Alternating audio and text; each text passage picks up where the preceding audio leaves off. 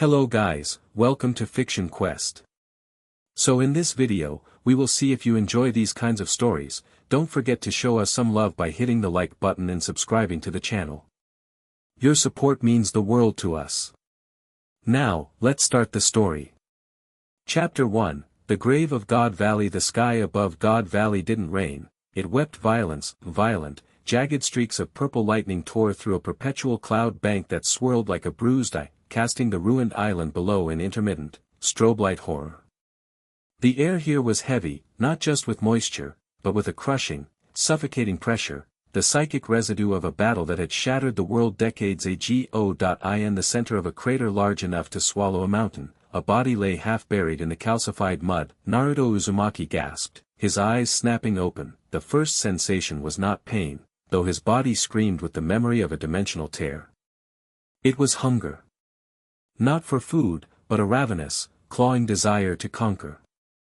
It was an alien sensation, a cold fire in his gut that sat alongside the familiar warmth of his chakra. He pushed himself up, the mud sluicing off his skin.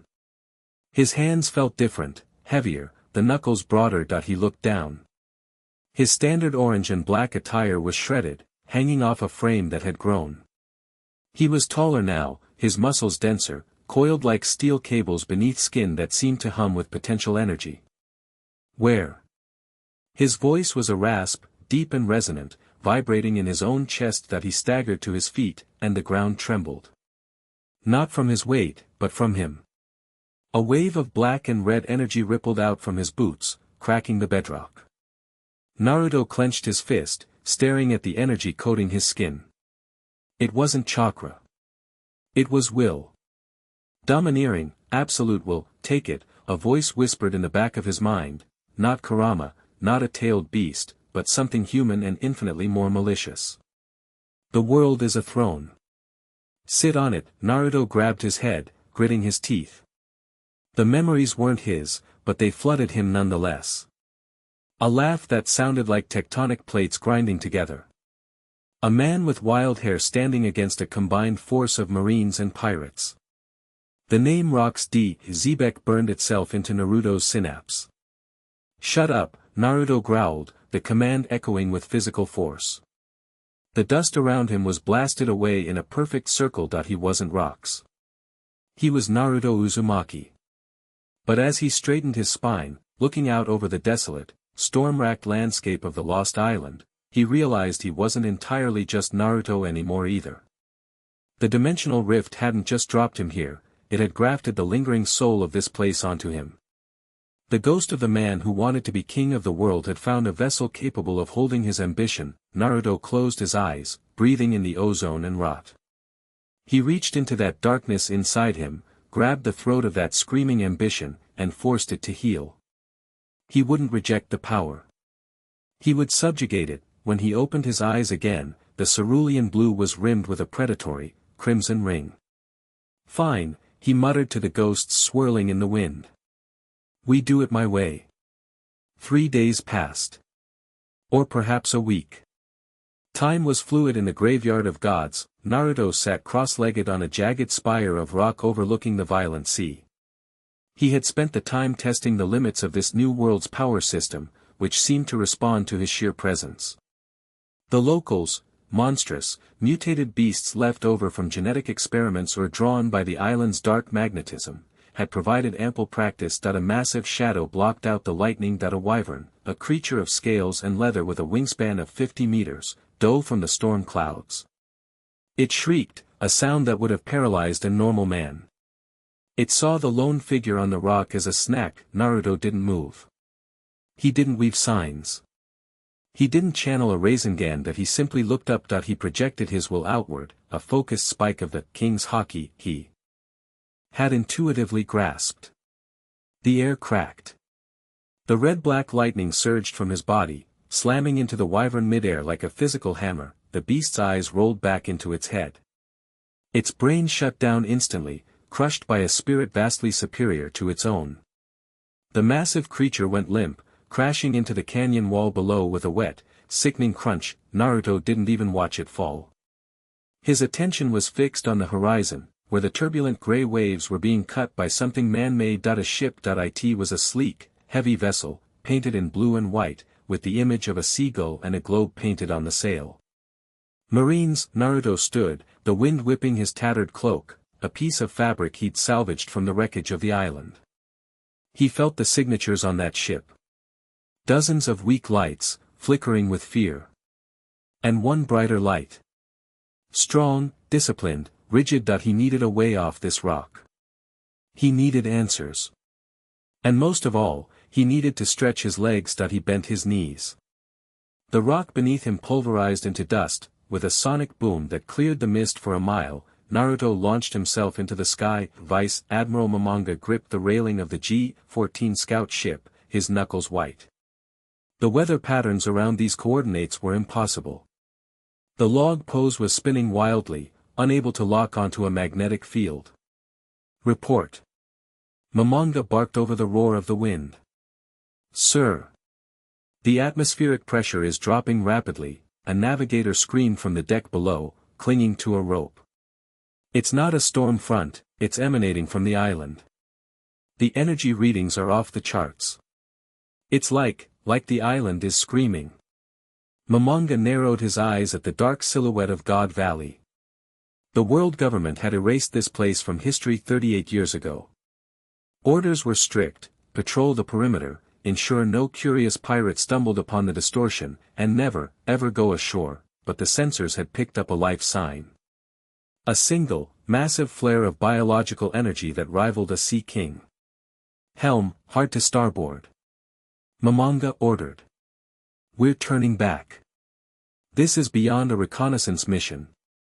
We need an admiral. Turning back. The voice didn't come from the crew. It didn't come from the transponder snail. It came from the figurehead of the ship. Momonga whipped his head around, his hand instinctively flying to the hilt of his katana. The entire deck crew froze, staring in horror. Standing on the figurehead, balanced effortlessly despite the ship pitching violently in the waves, was a man. He was blond, with whisker-like marks on his cheeks, wearing the ruins of strange clothing. But it was his eyes that froze the blood in Momonga's veins. They were the eyes of a predator looking at a cage of rabbits. Who are you? Momonga demanded, drawing his blade. Identify yourself. This is a marine vessel. The stranger stepped down onto the deck. The wood didn't creak. The storm seemed to quiet down around him, the wind dying as if afraid to interrupt. I need a ride, the stranger said. His voice was calm, casual, contrasting terrifyingly with the pressure radiating off him. And a map. This place is boring. Fire, a terrified ensign screamed, raising his musket. Belay that order. Momonga shouted, but it was too late. 5 Marines opened fire. The bullets, lead balls propelled by gunpowder, whistled through the air toward the intruder's chest. Naruto didn't dodge. He simply walked forward. The bullets hit an invisible wall 3 inches from his skin and flattened, dropping uselessly to the deck with metallic clinks. Naruto looked at the flattened lead at his feet, then back at the ensign. He tilted his head. Rude. You're a devil fruit user. Momonga stepped forward, his haki coating his blade in a sheen of black obsidian. He was a vice admiral of the Navy, a veteran of the New World. He wouldn't be cowed by a drifter. Men, stand down. I will handle this. Momonga moved with the speed of a master of sorrow, disappearing from sight and reappearing behind Naruto, his blade swinging in a lethal arc meant to decapitate. Clang, the sound was deafening. The shockwave shattered the windows of the ship's cabin. Momonga's eyes widened. His blade had stopped dead. Naruto hadn't turned around. He had simply raised one hand over his shoulder, catching the haki-infused blade between his thumb and forefinger. You have decent technique, Naruto said, glancing over his shoulder. The crimson ring in his eyes flared. But your spirit is brittle. Naruto flicked his wrist. The force of the movement shattered Momonga's katana into shrapnel. A shockwave of pure force slammed into the vice admiral's chest, lifting him off his feet and hurling him across the deck. He crashed into the main mast, denting the solid wood, and collapsed, coughing up blood. The deck fell into a terrified silence. The Marines looked from their fallen commander to the blonde monster who hadn't even broken a sweat. Naruto turned fully to face the crew. He didn't look angry. He looked disappointed. "I asked for a ride," Naruto said, his voice dropping an octave, carrying the weight of a decree. "I didn't ask for a fight. But if you want to dance, I'll sink this tub and swim. Decide." Momonga groaned, pulling himself up using the ropes. His chest felt like it had been hit by a cannonball. He looked at the stranger, the ease of power, the overwhelming arrogance that felt earned rather than postured. He recognized the nature of this haki. It was the color of the Supreme King.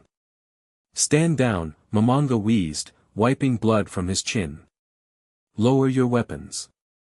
"Vice Admiral," the navigator stammered. "Do it." Momonga roared. He looked at Naruto, his eyes calculating. "If he wanted us dead, we would be dead already." Naruto grinned. It was a charming, boyish smile that looked entirely out of place on the face of a man who had just one shot a vice admiral. "Smart man. I like you." Naruto walked past the trembling line of Marines toward the quarterdeck, as if he owned the ship. He pointed to the massive chair usually reserved for the captain. "I'm sitting there," Naruto stated. "Point this ship toward civilization. And someone get me some food. Meat. Lots of it." Momonga sheathed the remains of his sword, watching the stranger settle into the chair with the casual grace of an emperor. He signaled the navigator to comply. "Where are we heading, sir?" the navigator whispered, trembling. Momonga stared at Naruto, who was currently inspecting the craftsmanship of the chair arm. "The nearest outpost is too far. We need to cross the calm belt to return to headquarters." "Take us to the calm belt," Momonga ordered. "But send a coded cipher to Fleet Admiral Sengoku immediately. Priority red." "What is the message, sir?" Momonga watched Naruto close his eyes and seemingly fall asleep instantly in the middle of a hostile ship. "Tell him," Momonga whispered, "that God Valley has spit something out."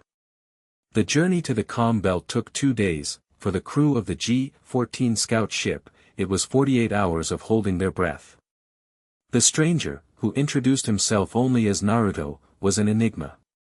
He ate enough to feed a platoon, cleaning out their pantry of dried meats and fruits, and asked questions that made him sound like a lunatic. "Who is the Pirate King? What is a celestial dragon? Why is the ocean split in 4? Momonga answered them cautiously.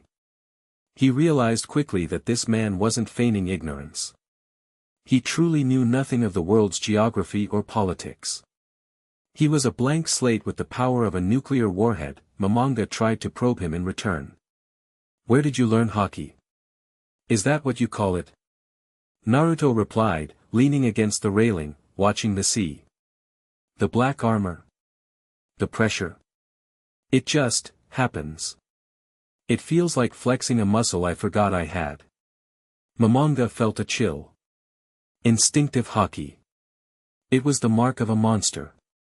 "We are entering the calm belt," Momonga announced on the 3rd morning. "The wind will die. We will have to row." Naruto looked at the water. It was eerily flat, like a mirror of black glass. There was no wind, no current. Just silence. "Why row?" Naruto asked. "Because there are no currents here," Momonga explained. "And it is the nesting ground of the Sea Kings. We must move quietly." "Sea Kings?" Naruto perked up. "Are they big?" As if on cue, the water exploded. A serpent the size of a skyscraper erupted from the depths. Its scales were green and slime-slicked, its maw large enough to swallow the ship whole. It towered over them, casting the vessel in shadow. Water cascaded off its flanks like waterfalls. The Marines screamed, scrambling for the cannons, but they were paralyzed by the sheer scale of the beast. Momonga drew his backup knife, preparing to die fighting. Naruto didn't move from the railing. He looked up at the beast. The beast looked down at him. For a second, time seemed to suspend. The beast roared, a sound that vibrated the bones of every man on board. Noisy, Naruto muttered that he didn't use his fists this time. He didn't use the red lightning. He simply flared his killing intent. It wasn't the haki of conquest, it was the raw, primal signal of an apex predator. It was the feeling of a fox looking at a mouse. The massive sea king froze mid-roar. Its slit pupils dilated in absolute terror. It sensed something in the small blonde human that triggered a primal survival instinct buried deep in its reptilian brain. Run. Flee. Extinction event. The sea king whimpered, a pathetic, high-pitched sound, and slowly lowered its head. It didn't attack.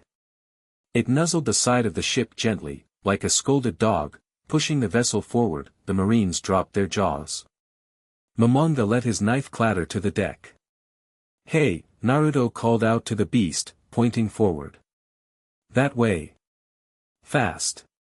The Sea King hissed in acknowledgement and began to swim, pushing the ship from behind, creating a wake that propelled them faster than any wind could. He tamed the Sea King," the navigator whispered, crossing himself. With a look. Naruto turned back to the crew, dusting off his hands. Problem solved. No rowing needed. He looked to the distance.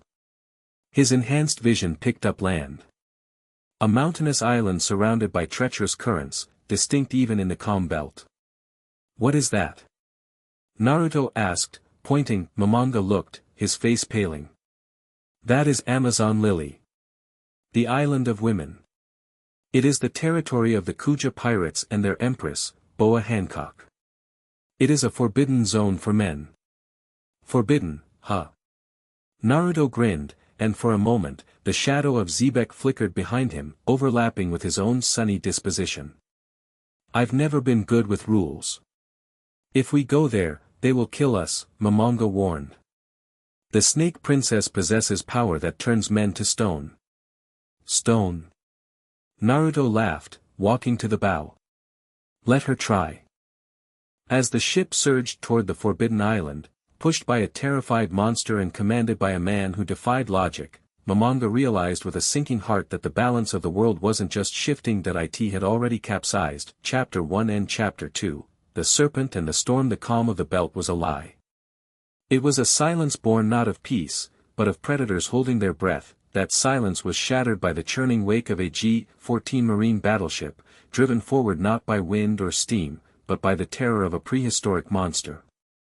The Sea King, a serpent large enough to crush a fortress, pushed the vessel's stern with its snout, swimming with a frantic desperation that churned the black water into white foam. On the bow, Naruto Uzumaki sat with one leg dangling over the figurehead, watching the violet silhouette of Amazon Lily grow larger. "It's a fortress," Naruto observed, his voice carrying over the rushing water.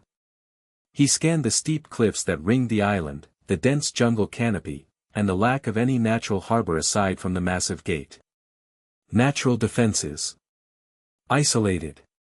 Smart. Vice Admiral Momonga stood 10 paces behind him, leaning heavily on a crutch improvised from a broken mop handle. His chest was wrapped in bandages, and his breathing was shallow. He watched Naruto's back with a mixture of wariness and awe. "It is a nation of warriors," Momonga warned, his voice raspy. "The Kuja tribe. Every woman there is raised to kill. And their empress, Boa Hancock, is a warlord of the sea. She is not someone you trifle with." Naruto turned, flashing a grin that didn't quite reach the predatory red rim of his eyes. "A warlord? Does that mean she's strong?" "She possesses the power to petrify anyone who lusts after her," Momonga said grimly. "One look, one stray thought, and you are stone. We are sailing into a Gorgon's nest." Naruto chuckled, a low rumble in his chest. "Lust, huh? Sounds complicated." He stood up, the wind snapping the tattered remains of his orange jacket. The Sea King abruptly stopped, letting out a low whine. It refused to go closer. The aura of the island, or rather, the predator waiting there, was enough to override its fear of Naruto. "Go," Naruto told the beast, waving a hand dismissively. The Sea King didn't hesitate. It dove, vanishing into the abyss with a splash that rocked the battleship. The vessel drifted on its momentum, sliding into the Bay of Amazon Lily. "They're here," Naruto said. From the mouth of the bay, a ship emerged. It was a vessel of strange beauty, pulled by two massive, venomous sea serpents. The sails were emblazoned with the Kuja mark, and the deck was lined with women holding bows drawn taut with haki. "Halt!" a voice rang out, sharp and commanding. That a tall woman with green hair stood at the prow of the Kuja ship. Sandersonia. Beside her stood Marigold. But it was the figure seated on the throne behind them that sucked the oxygen out of the air. Boa Hancock rose. She wore beauty like a weapon. Her presence was suffocating, a mixture of supreme arrogance and undeniable charisma. She walked to the railing, her long black hair cascading like a dark waterfall, her chin tilted so high she was looking at the sky. "Who dares invade the sanctuary of the pirate empress?" Hancock's voice was melodic, yet cold as liquid nitrogen. "Men. In my waters." Momonga stepped forward, sweating. "Empress Hancock. This is a marine vessel in distress. We request temporary silence," Hancock interrupted. She didn't look at Momonga. She looked at the ship as if it were a pile of rotting fish. "The very existence of men is a sin.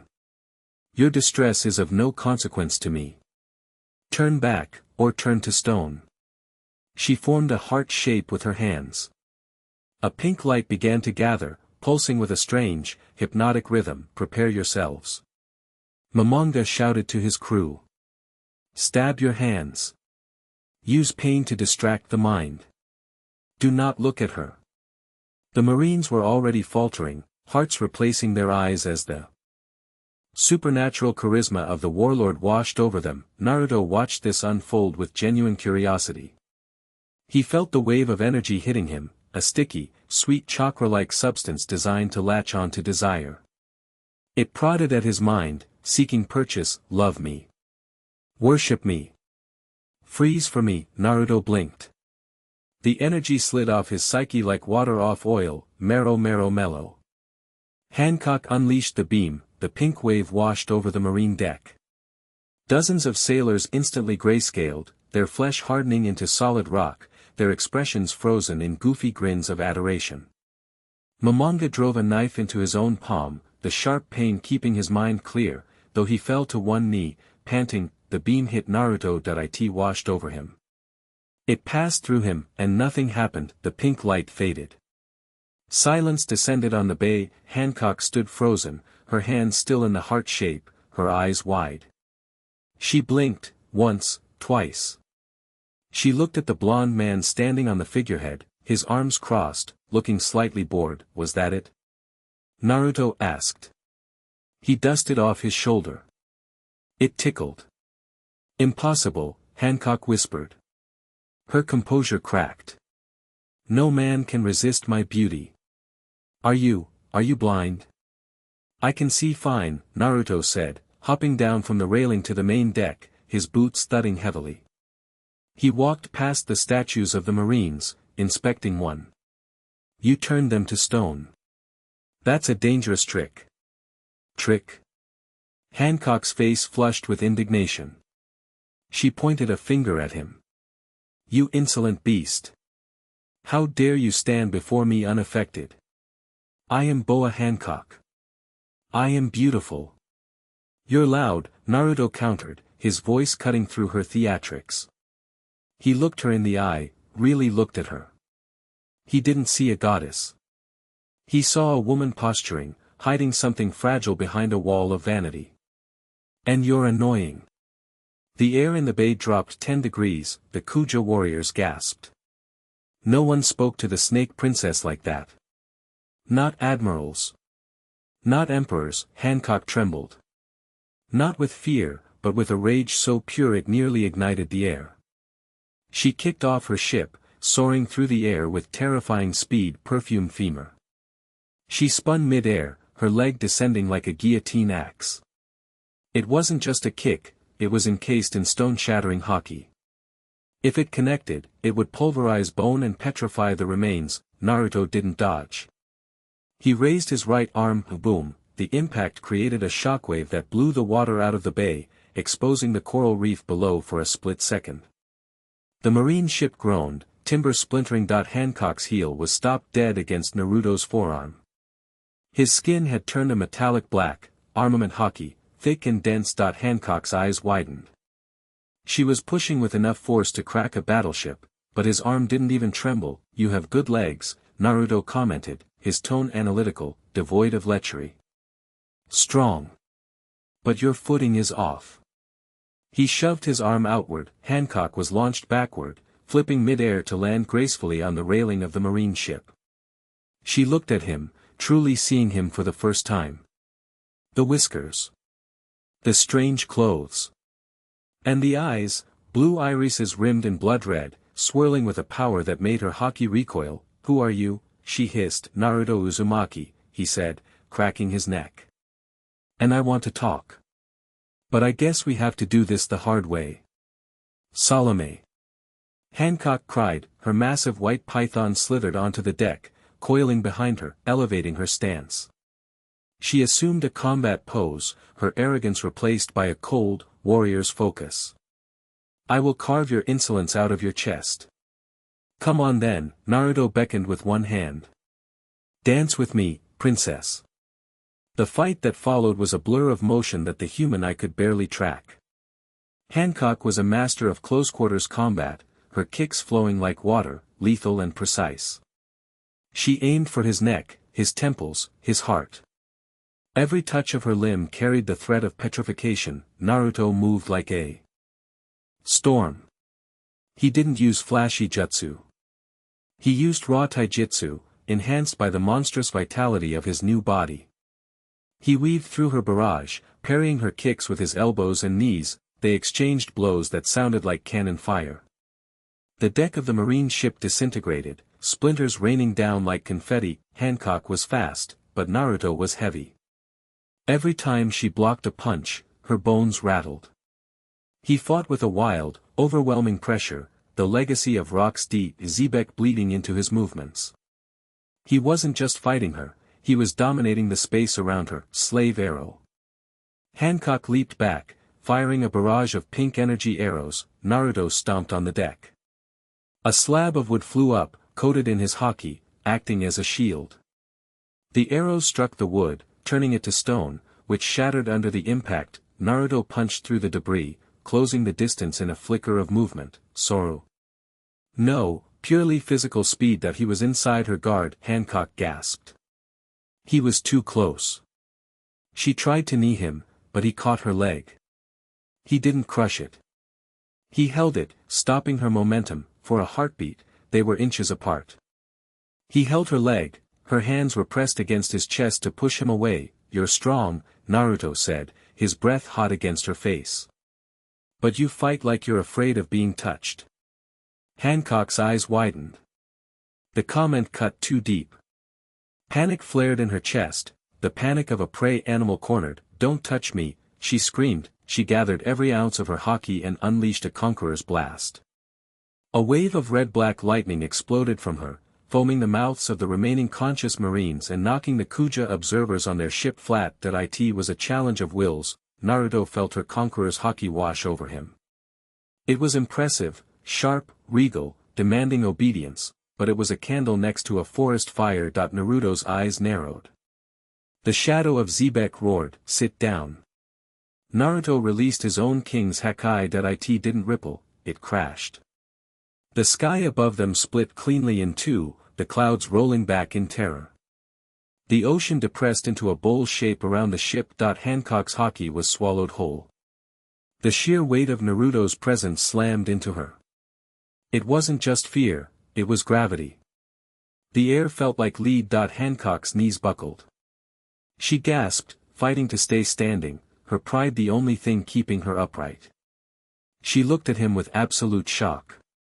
This wasn't just a strong pirate. This was an emperor. This was a king. The force of the clash shattered the integrity of the ship. The deck beneath Hancock gave way. She fell, but she didn't fall into the hold.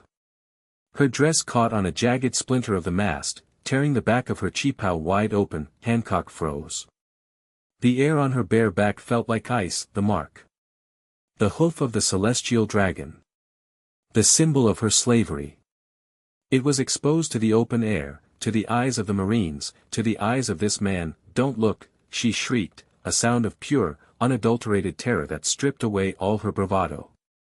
She scrambled to cover herself, but she was tangled. The Marines who were not stone, Momonga included, looked up instinctively. Naruto moved. He didn't attack. He didn't mock that in a blur of orange and black. He was behind her.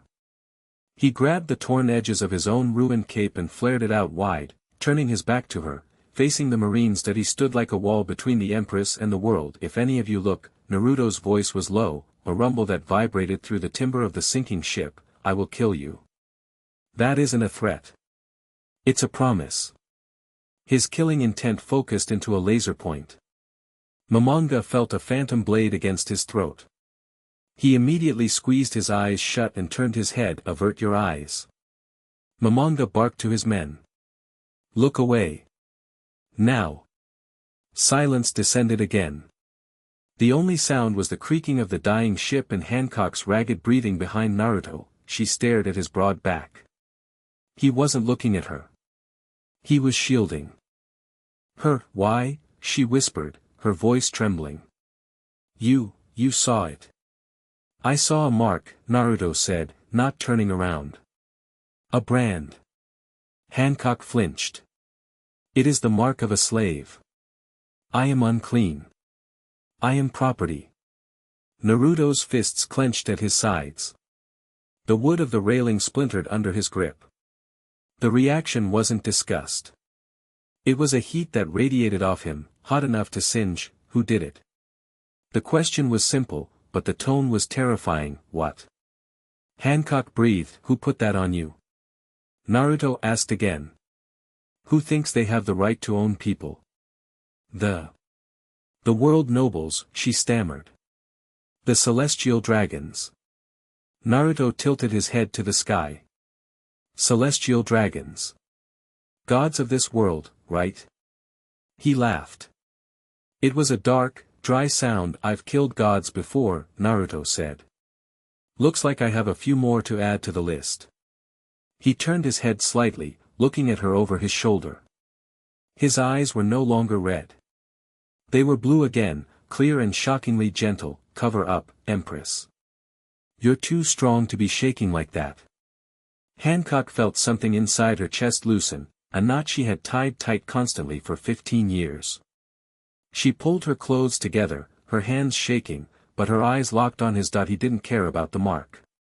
He hated the brander. For the first time in her life, Boa Hancock didn't feel worshipped, and she didn't feel feared. She felt safe. "My name," she said softly, clutching her torn dress, "is Hancock." Naruto grinned, fully turning around now that she was covered. He held out a hand. "Naruto. Nice to meet you, Hancock." The ship gave a final groan and began to list heavily to port. "We're sinking," Naruto noted casually. "Do you have room on your boat? Or do I have to swim?" Hancock looked at the hand. Then she looked at his face. A flush that had nothing to do with anger crept up her neck.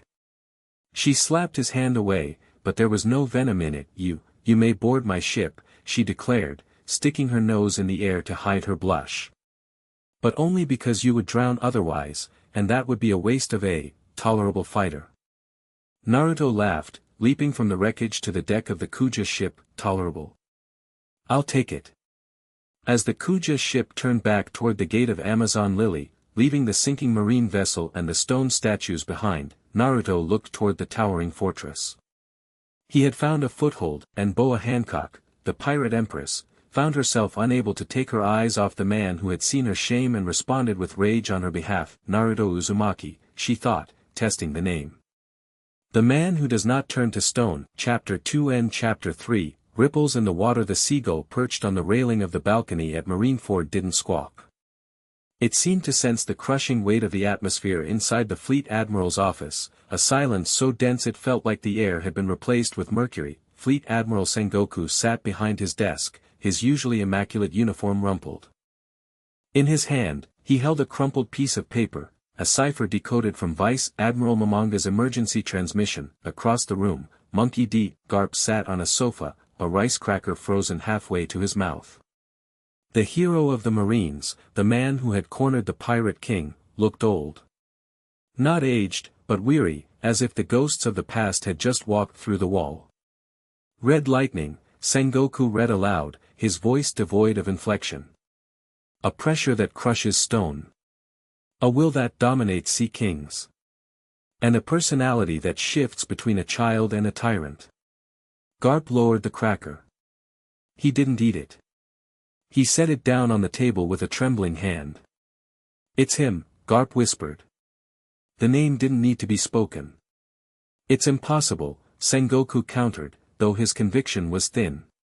Rox D. Xebec died at God Valley. We watched the island vanish. We erased it from the maps. He is dead, Garp. Bodies die, Garp grunted, leaning forward, his eyes shadowed. Wills are harder to kill. You know that better than anyone, Sengoku.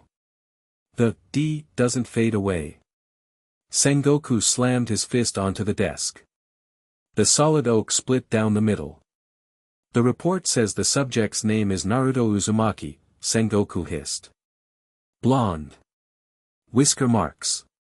No record of birth in any of the four blues. He appeared out of a dimensional anomaly at the coordinates of God Valley.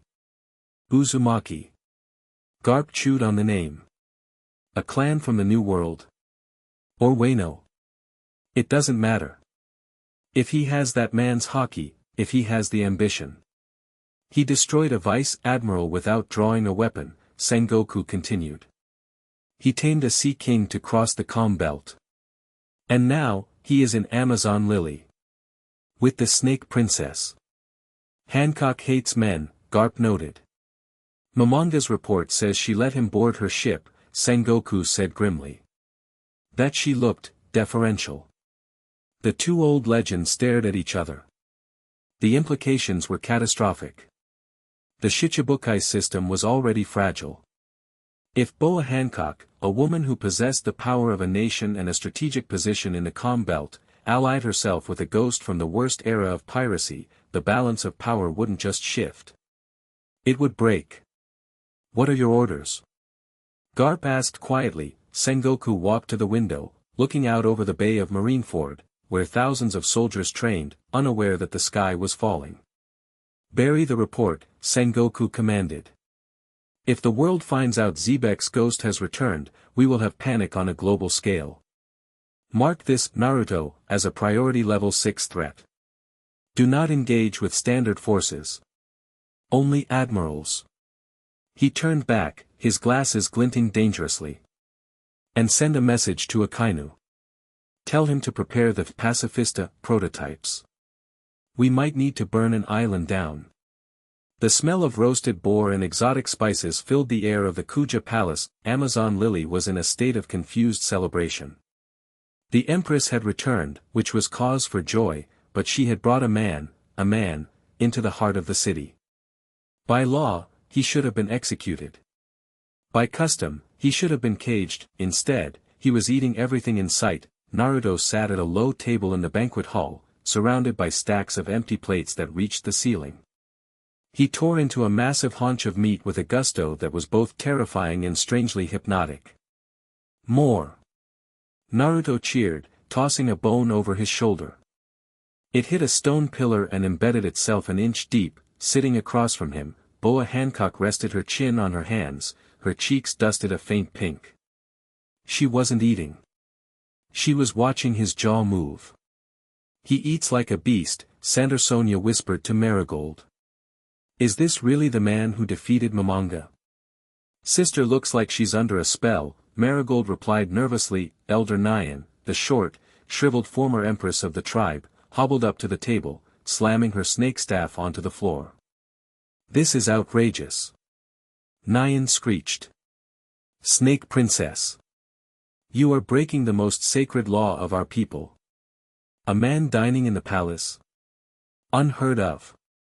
And you, she pointed a gnarled finger at Naruto. Stop eating our winter reserves. Naruto swallowed a mouthful of meat whole and blinked at the old woman. You're loud, Grandma, Naruto said, wiping grease from his chin. Who are you? I am Gloriosa. Nyan shouted. And you are a catastrophe waiting to happen. Do you know what you've done? Assaulting a vice admiral. The Marines will not ignore this. You have brought the wrath of the world government to our doorstep. Naruto's expression shifted. The goofiness vanished instantly, replaced by that sharp, heavy intensity that made the air in the room feel thin. Let them come, Naruto said softly. I'm not hiding. Hancock slammed her hand on the table, silencing Nyan. The Marines will not touch him. If they come, I will turn them all to stone. He is my guest. Nyan gaped. Guest? Since when do you have guests? Naruto ignored the bickering and pulled a crumpled map from his pocket, one he had borrowed from Momonga's ship. He spread it out on the table, pushing aside a bowl of fruit. Hancock, Naruto said, tapping the parchment. Explain this to me. This grand line.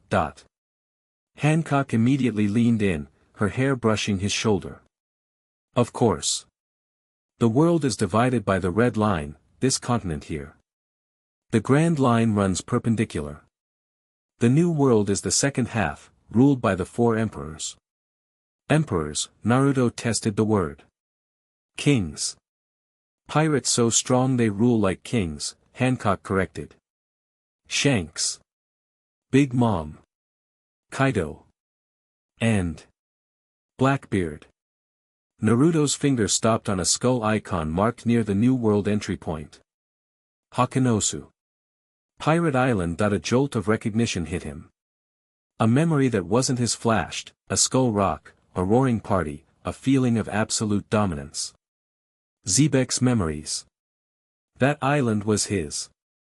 This place, Naruto tapped the skull. Who runs it? That is Hakanosu, Hancock said, her voice dripping with distaste.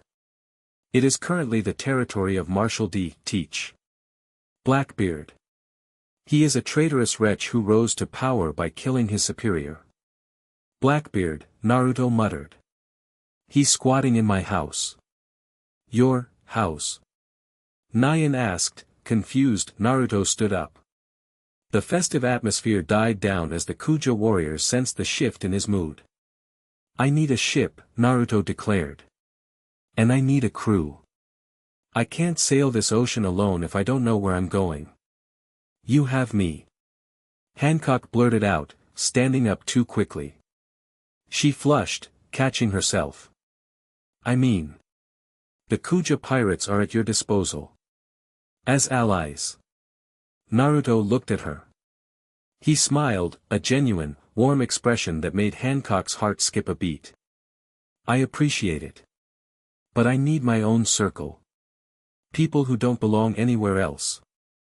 He looked down at a stack of wanted posters Nyan had left on the table earlier. He flipped through them idly. A rubber man. A swordsman with green hair. And then, he stopped that a poster stared back at him. A woman with dark hair and eyes that looked like they carried the weight of 1,000 years, Nico Robin. Demon Child. Wanted, dead or alive. Demon Child, Naruto read the moniker. He touched his own stomach, where a seal used to be. Where a demon fox used to live. They call her a monster because she knows too much. She is the survivor of O'Hara, Nyan explained, surprisingly somber. She can read the poneglyphs, the ancient stones that tell the history of the Void Century. The government fears her because she can unravel their lies. She fights with knowledge, Naruto mused. And everyone wants her dead. He ripped the poster off the stack and held it up. Find her, Naruto ordered. Hancock blinked. A flare of jealousy hot enough to melt steel surged in her chest. Her. Why her? She is a fugitive. A traitor to every crew she joins. Because she's like me, Naruto said, his voice low. Hunted for what she is, not what she's done. He looked at Hancock. I need a navigator who can read the world, not just a compass. If she knows the history, she knows the enemies I'm going to have to kill. Hancock struggled with herself. The desire to please him warred with the desire to incinerate the woman in the picture. If that is your wish, Hancock grit her teeth. My information network is vast. If she is in the new world, we will find her. Good. Naruto turned to the balcony, looking out at the sea. We leave at dawn. Leave? Nyan squawked. To where? Naruto pointed a finger toward the horizon, toward the distant red line. To Hakanosu, Naruto said, grinning ferally. I'm going to kick this Blackbeard off my throne. And then I'm going to declare war. The transition from the calm isolation of Amazon Lily to the chaotic winds of the New World was abrupt. 3 days later, the Kuja flagship, the Perfume Yuta, cut through the waves of the New World.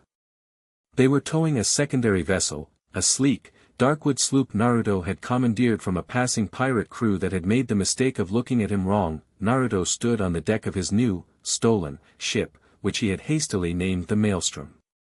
It was smaller than the Kuja ship, built for speed. Hancock stood on the railing of her own ship, parallel to his. Are you sure you do not want me to sink Blackbeard for you? Hancock asked, her tone hopeful. I could turn his entire crew to stone. It would take moments. No, Naruto shouted across the water. This is personal. The voice in my head won't shut up until I punch him. Voice? Hancock tilted her head. Long story, Naruto waved it off. A seagull descended, a news coup. It dropped a newspaper onto Naruto's deck. Naruto picked it up. The front page wasn't about him. The government had successfully buried the God Valley incident for now. The headline was about a massive movement of marine forces. Admiral Kizaru deployed to Sabaody archipelago. Distractions, Naruto muttered, tossing the paper away. Naruto. Hancock called out. We have a lead. Naruto looked up. Hancock was holding a transponder snail. My scouts report that Blackbeard is currently at Hakanosu, hosting a recruitment game, Hancock shouted. But there is something else. Cipher Pole agents were spotted moving near a distinct coordinate in the New World. Sector G5. So. They are tracking a woman, Hancock said, her voice tight. Nico Robin. She was separated from the Straw Hat crew. She is alone. Naruto grinned. The path was clear. 2 birds, 1 stone, Naruto said. We go to Hakanosu. We make a scene. We draw the attention. And the woman? If Blackbeard is as loud as you say, Naruto said, his eyes flashing red, everyone will be looking at me when I break his jaw. That gives Robin a chance to move. And once I have the island. He clenched his fist, the air cracking around it. I'll announce a new sanctuary. One she'll come to on her own. Naruto turned the wheel of the Maelstrom hard to starboard. Let's go say hello to the landlord. Chapter 3 and Chapter 4, the false heir. Hakanosu was a festering wound in the ocean, known as the Pirate Paradise. The island didn't just tolerate chaos, it was built on a foundation of it. The giant skull-shaped rock that dominated the center of the island loomed over a sprawling shantytown of taverns, brothels, and looting warehouses. The air smelled of cheap rum, gunpowder, and unwashed bodies. It was a place where strength was the only currency, and currently, the bank was held by Marshal D. Teach. Blackbeard. In the center of the plaza beneath the skull rock, a massive party was underway. Bonfires roared, roasting entire sea kings on spits. Barrels of ale were smashed open with axes. Thousands of pirates, the scum of the New World who had flocked to Blackbeard's banner, were chanting his name. Zehaha. The laugh cut through the din like a chainsaw. Blackbeard sat on a makeshift throne draped in stolen silks, a bottle of rum in one hand and a cherry pie in the other. He was a mountain of a man, missing teeth, hairy, wearing multiple pistols tucked into his sash. Darkness seemed to cling to him, casting shadows that moved independently of the firelight. "Drink up, you bastards!" Teach roared, throwing the empty bottle into the crowd. "The era is ours.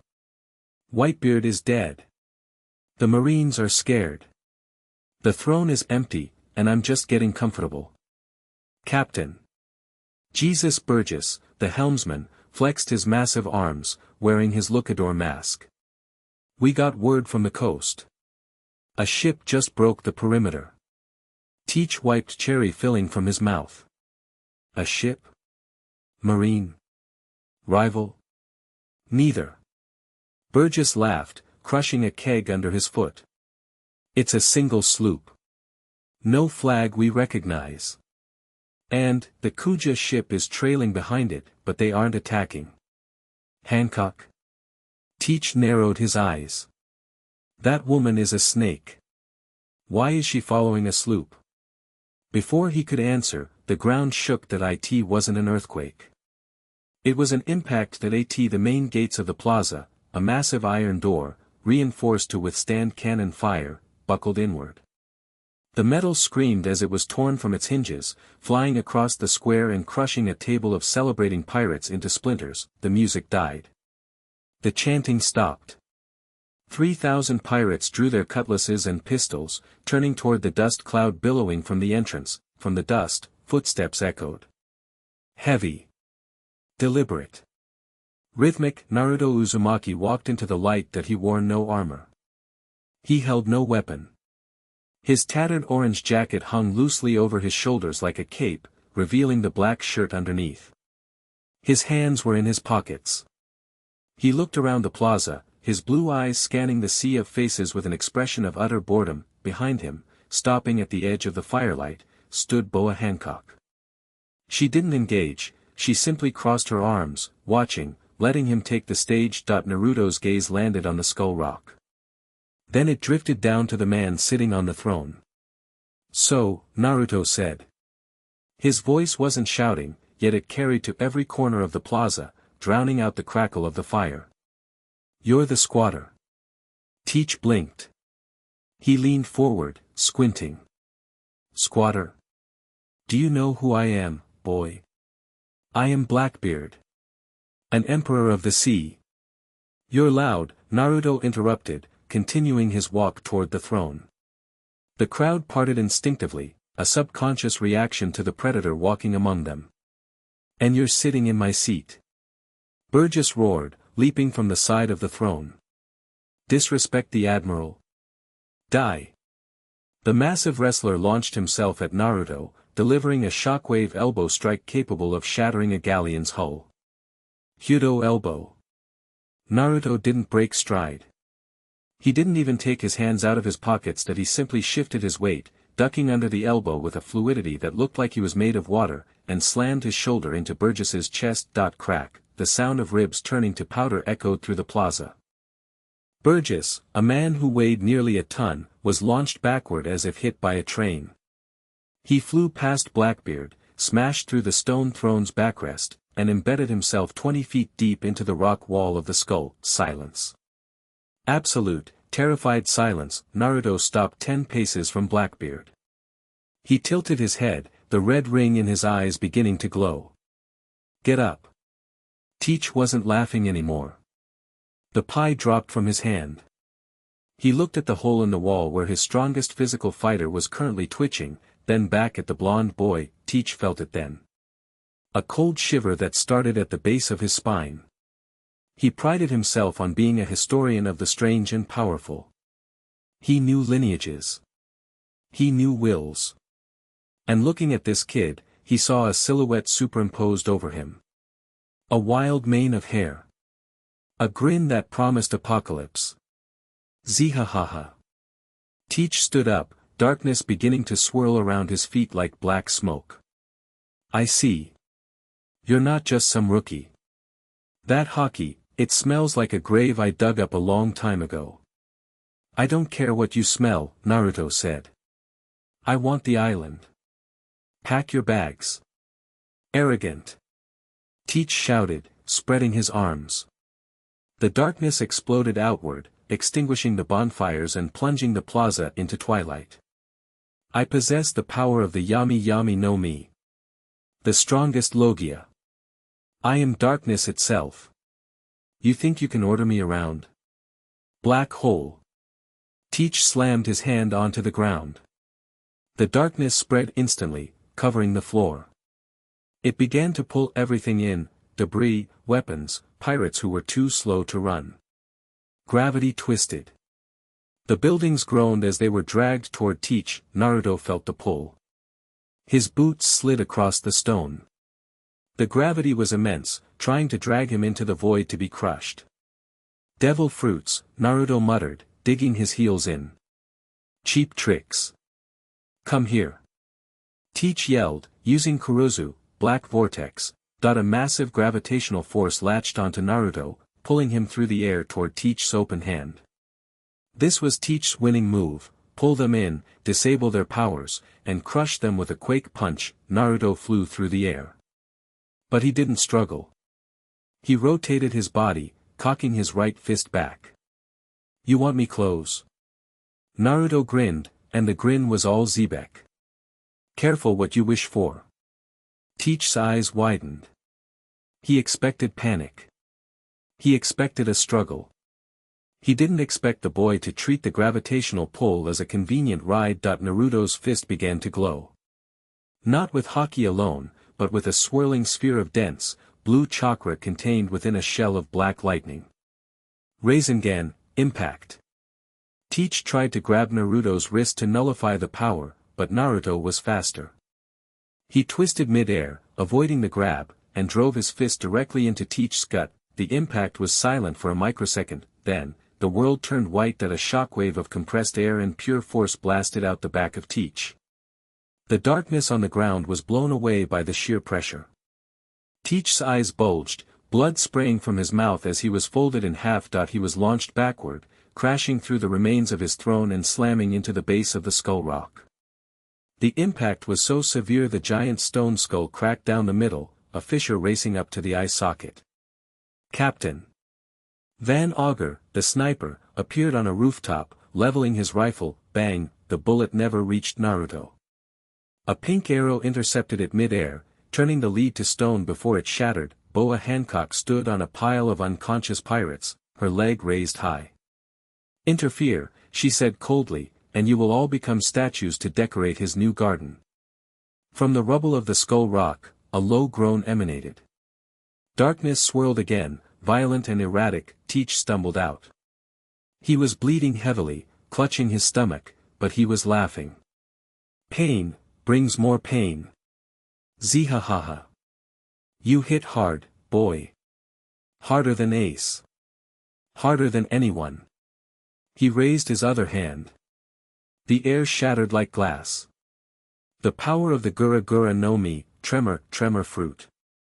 But darkness isn't my only friend. Teach roared. I can tilt the world. He punched the air, the island tilted. Literally. The tectonic plates beneath Hakanosu shifted. The ground fractured, massive fissures opening up to swallow the plaza. The ocean surrounding the island rose in a tsunami. Naruto lost his footing as the ground became a vertical wall. He stabbed his hand into the stone to hold on. He's trying to sink the island to kill me? Naruto asked, incredulous. He's crazy. He is desperate. Hancock yelled, leaping gracefully from falling debris to falling debris. Naruto. Don't let him destroy the foundation. Naruto looked at the chaos. The buildings were collapsing. The pirates were screaming. Teach was laughing like a maniac, willing to destroy his own base just to win. Naruto closed his eyes. He reached deep. Not for the darkness of Xebec, but for the balance of the sage. He needed to be the anchor that he opened his eyes. The pupils were cross-shaped. Naruto pushed off the wall, diving straight down toward the cracking earth. He landed in the center of the fissure Teach had created that he slammed both hands onto the ground. Earth style, bedrock clamp. It wasn't a jutsu he used often, but with the Sage of Six Paths' understanding of all things universal, he pushed his chakra into the tectonic fault. He didn't just bind the rock, he fused it. Golden chakra chains erupted from his back, the Uzumaki adamantine chains. They dove into the earth like staples, stitching the island back together through sheer force of will. The shaking stopped. The island groaned, but held. Naruto stood up, the chains receding. He looked up at Teach, who was perched on a ledge, looking down with genuine confusion. "You fixed it?" Teach whispered. "Who are you?" Naruto jumped. One leap, 500 feet straight up. He landed on the ledge opposite Teach. "I told you," Naruto said, dusting off his hands. "I'm the landlord." He flared his conqueror's haki. This time, it was focused solely on Teach. The red-black lightning crackled between them. Teach flared his own. It was dirty, greedy, erratic. The two wills clashed, the sky above Hakanosu split. The clouds were torn apart, rolling back to reveal the stars, despite it being midday. The clash of haki created a windstorm that blew the remaining pirates off their feet. They rushed each other, fist met fist. Teach's darkness and quake power against Naruto's raw strength and wind-infused haki. They traded blows for 10 seconds. 10 seconds that reshaped the topography of the Skull Rock. Naruto took a quake punch to the shoulder. It felt like his bones were being put in a blender. He grunted, sliding back, his feet carving trenches in the rock. Teach took a roundhouse kick to the neck. His head snapped to the side at an unnatural angle, his darkness barely absorbing the impact in time to save his vertebrae. They separated, panting. Teach looked at Naruto. He calculated. He saw the stamina. He saw that Naruto wasn't tiring. If anything, the boy was getting faster, adapting to the darkness, learning how to hit through the tremors. Teach was a gambler, but he never bet on a losing hand. Zihahaha. Teach stood up straight, wiping blood from his eye. "You're a monster. A real monster. Xebec's ghost, huh? Are we done?" Naruto asked, raising his fists. "For today." Teach grinned, his teeth stained red. "Yeah. I have bigger plans than dying over a pile of rocks. The world is changing, boy. And you just put a target on your back the size of the red line." Teach stepped back, darkness enveloping him. "Men. Retreat. To the ships." "Running?" Naruto scoffed. "Strategic relocation." Teach yelled as he sank into the floor. "Enjoy the throne, king. But remember, darkness always comes back for the light." Zihahaha. The darkness vanished. And with it, Teach and his corps commanders, who had seemingly melted into the shadows. The remaining thousands of pirates on the plaza, those not unconscious or stone, looked at the empty spot where their captain had been. Then they looked at Naruto. Naruto stood alone on the precipice of the Skull Rock, the split sky hanging above him like a crown that he looked down at the masses. "Blackbeard is gone," Naruto announced. His voice wasn't loud, but in the silence, it was deafening. That he sat down on the edge of the cliff, legs dangling over the abyss, looking completely at ease. "This is my island now. If you want to stay, you follow my rules. If not, swim." A single pirate dropped his sword. Then another. Then hundreds. "Hail the king," someone shouted from the back. "Hail the maelstrom." As the chant began to rise, clumsy and fearful at first but growing in volume, Hancock leaped up to the ledge, landing softly beside him. She looked at the devastation, then at the boy who was breathing heavily, holding his bruised shoulder. "You let him go," Hancock noted quietly.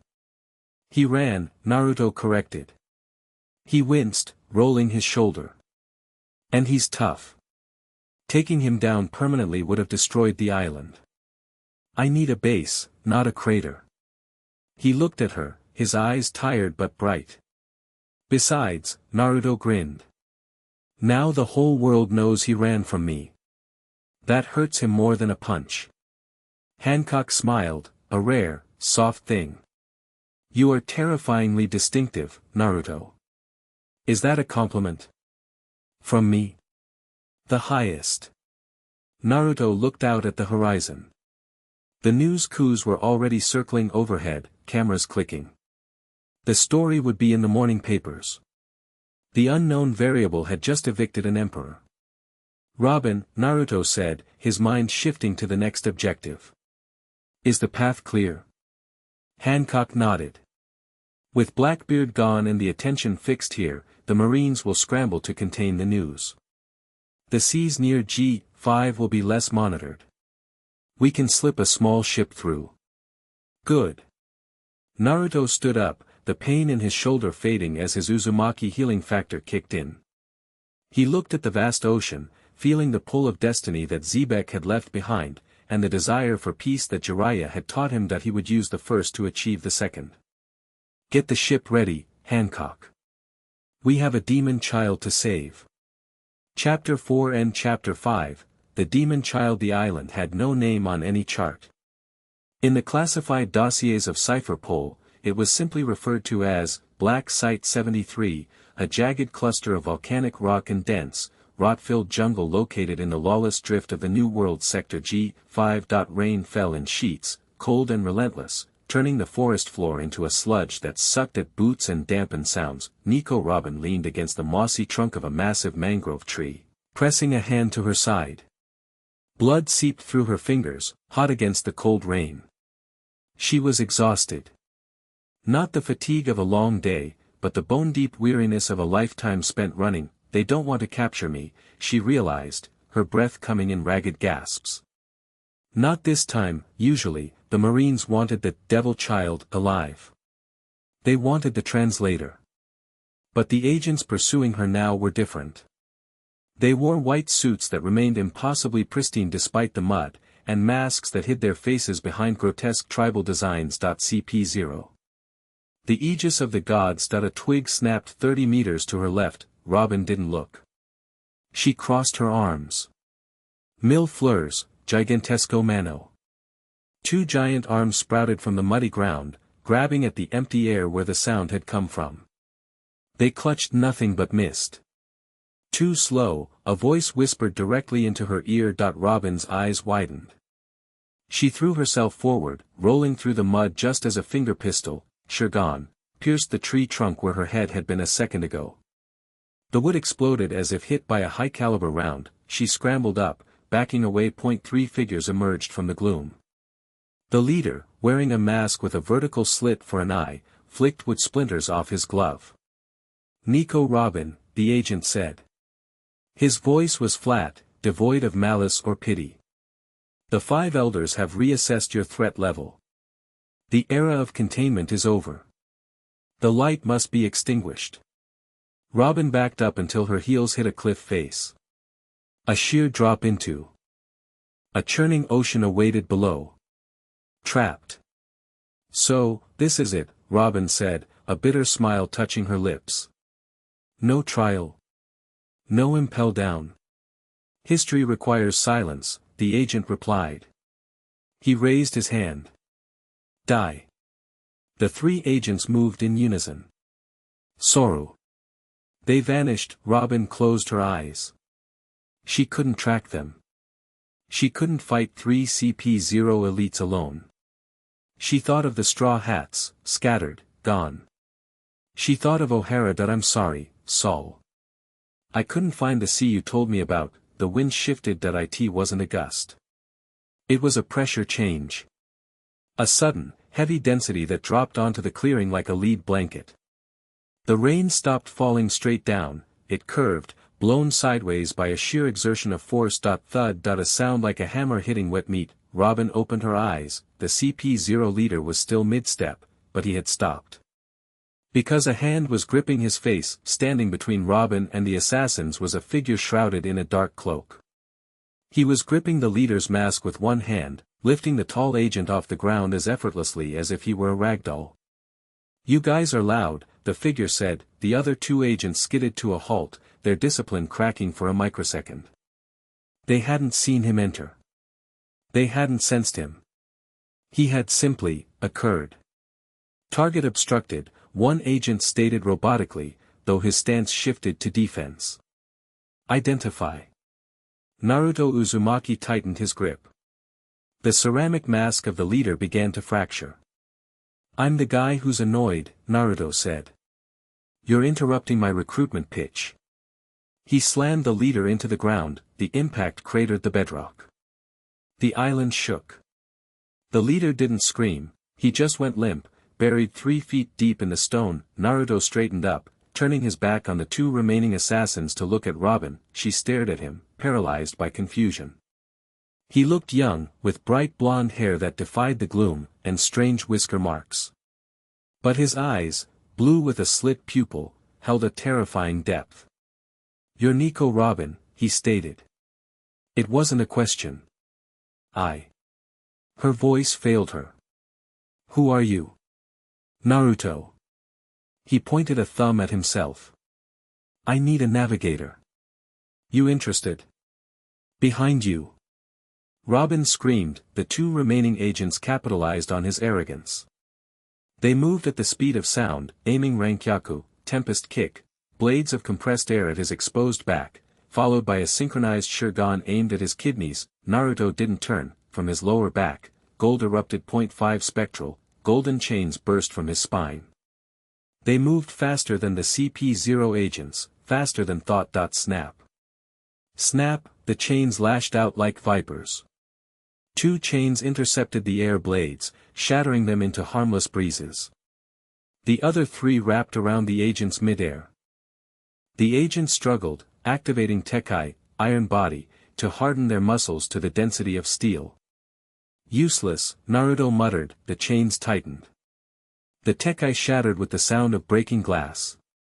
The agents gasped as the golden links bound them, draining their stamina instantly. These were the adamantine sealing chains of the Uzumaki, tools designed to bind tailed beasts. 2 human assassins were nothing. Naruto flicked his wrist. The chains flung the 2 agents into the tree line with the force of a cannon shot. They crashed through multiple trees before vanishing into the darkness of the jungle. They'll survive, Naruto noted casually, retracting the chains. They dissolved into motes of golden light. But they won't be walking for a while. He looked back at Robin. So. Navigator. Robin slid down the cliff wall, her legs finally giving out. She looked at this anomaly of a man. He had dispatched the world government's deadliest killers in 10 seconds, without looking at them. Why? She whispered, clutching her bleeding side. Do you know who I am? I am the demon child. I bring ruin to everyone I associate with. The world wants me dead. Naruto crouched down to her eye level. He didn't offer a hand immediately, he gave her space. The world wants a lot of stupid things, he said. He reached into his pocket and pulled out a small green bottle, an ointment Hancock had forced him to take. He tossed it to her. I don't care about the world, Naruto continued, his voice dropping to a serious, quiet rumble. I care about ability. And I care about freedom. He tapped his own stomach. I had a demon inside me once. A real one. Everyone in my village looked at me like I was a monster. They thought if they ignored me, or hurt me, the demon would go away. Robin's eyes widened. She saw the pain in his eyes, old, scarred over, but real. It mirrored her own. But the demon wasn't the problem, Naruto said. The fear was. I'm building a place where people don't have to be afraid of who they are. I took an island from a guy named Blackbeard a few days ago. It needs a history lesson. You know history, right? Robin stared at the bottle in her hand. Blackbeard? He took an island from an emperor. You are insane, she said softly. I get that a lot. Naruto stood up and offered his hand. Come with me, Robin. Not as a tool. Not as a demon. Just, come write the truth. I'll keep the ghosts off your back while you do it. Robin looked at his hand. It was calloused, scarred, and steady. For 20 years, she had run. She had betrayed to survive. She had searched for a place where she was allowed to exist. That I want to live. The thought echoed from Eni's lobby, fresh and painful. She reached out. Her pale hand grasped his. That he pulled her up easily. You're bleeding, Naruto noted. Can you walk? I think so. Good. Because we have company. The air pressure shifted again. The rain seemed to sizzle as it hit the ground. From the shadows of the forest, a new figure emerged. He didn't rush like the others. He walked with a predator's saunter, a white pigeon perched on his shoulder. He wore the white suit of CP0, but he wore no mask. Rob Lucci. Uzumaki Naruto, Lucci said, his voice smooth and cold. The anomaly of God Valley. The elders were wondering when you would surface. Naruto stepped in front of Robin. Cat guy. You look stronger than the others. Lucci adjusted his top hat. Those were grunts.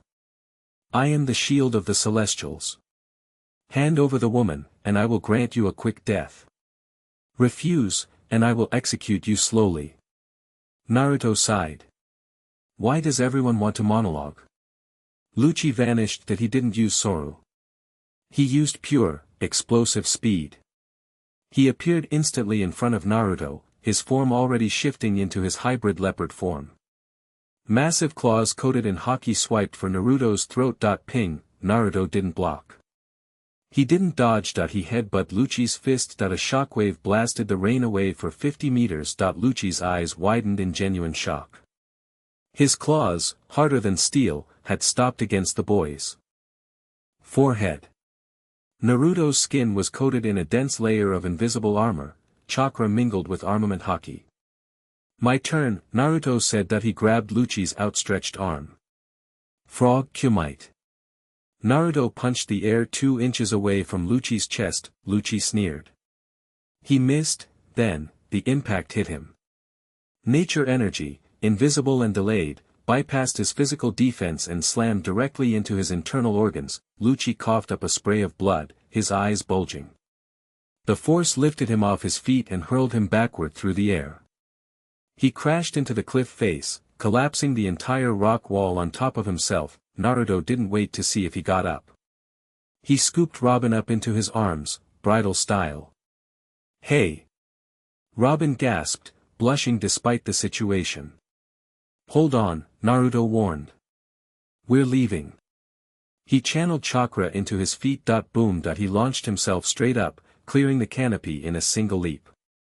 He soared through the rainy sky, gravity seeming to negotiate with him rather than command him. Far below, amidst the rubble, Rob Lucci clawed his way out of the stones. He was reverted to human form, clutching his chest, wheezing. He looked up at the streak of gold disappearing into the clouds. Monster! Lucci hissed, blood dripping from his chin. That was a sage. High above the clouds, the sky was clear. The moonlight reflected off the sea of white below. Robin clung to Naruto's neck, terrified of the height but mesmerized by the view. She had never flown like this. Not with fruit powers, but with raw power. My ship is that way, Naruto said, nodding toward a distant speck on the ocean where the Maelstrom and the Kuja ship waited. You really defeated Rob Lucci with one punch, Robin murmured, the shock still processing. He'll be fine, Naruto said. I felt his life force. He's tough. But he knows now not to chase us. He looked down at her. The wind whipped her dark hair around her face. You're safe now, Robin. I don't break my promises. Robin looked at his profile. He was crazy. He was dangerous. He was declaring war on the world for a woman he met 5 minutes ago, and for the first time since the straw hats were separated, the cold knot of dread in her stomach began to unravel. Captain, she tested the word. It felt strange. But not bad, Naruto grinned, the wind howling around them. That's king to you. They began their descent toward the ship, toward the open sea, and toward a war that would shake the foundations of the world. The demon child had found a new demon, one that didn't hide in the dark, but burned bright enough to blind the sun. Chapter 5 and Chapter 6, The Wano Interruption. The New World Ocean was a beast that refused to be tamed, but the maelstrom cut through it with an indifference that mirrored its captain. 3 days had passed since the extraction of Nico Robin.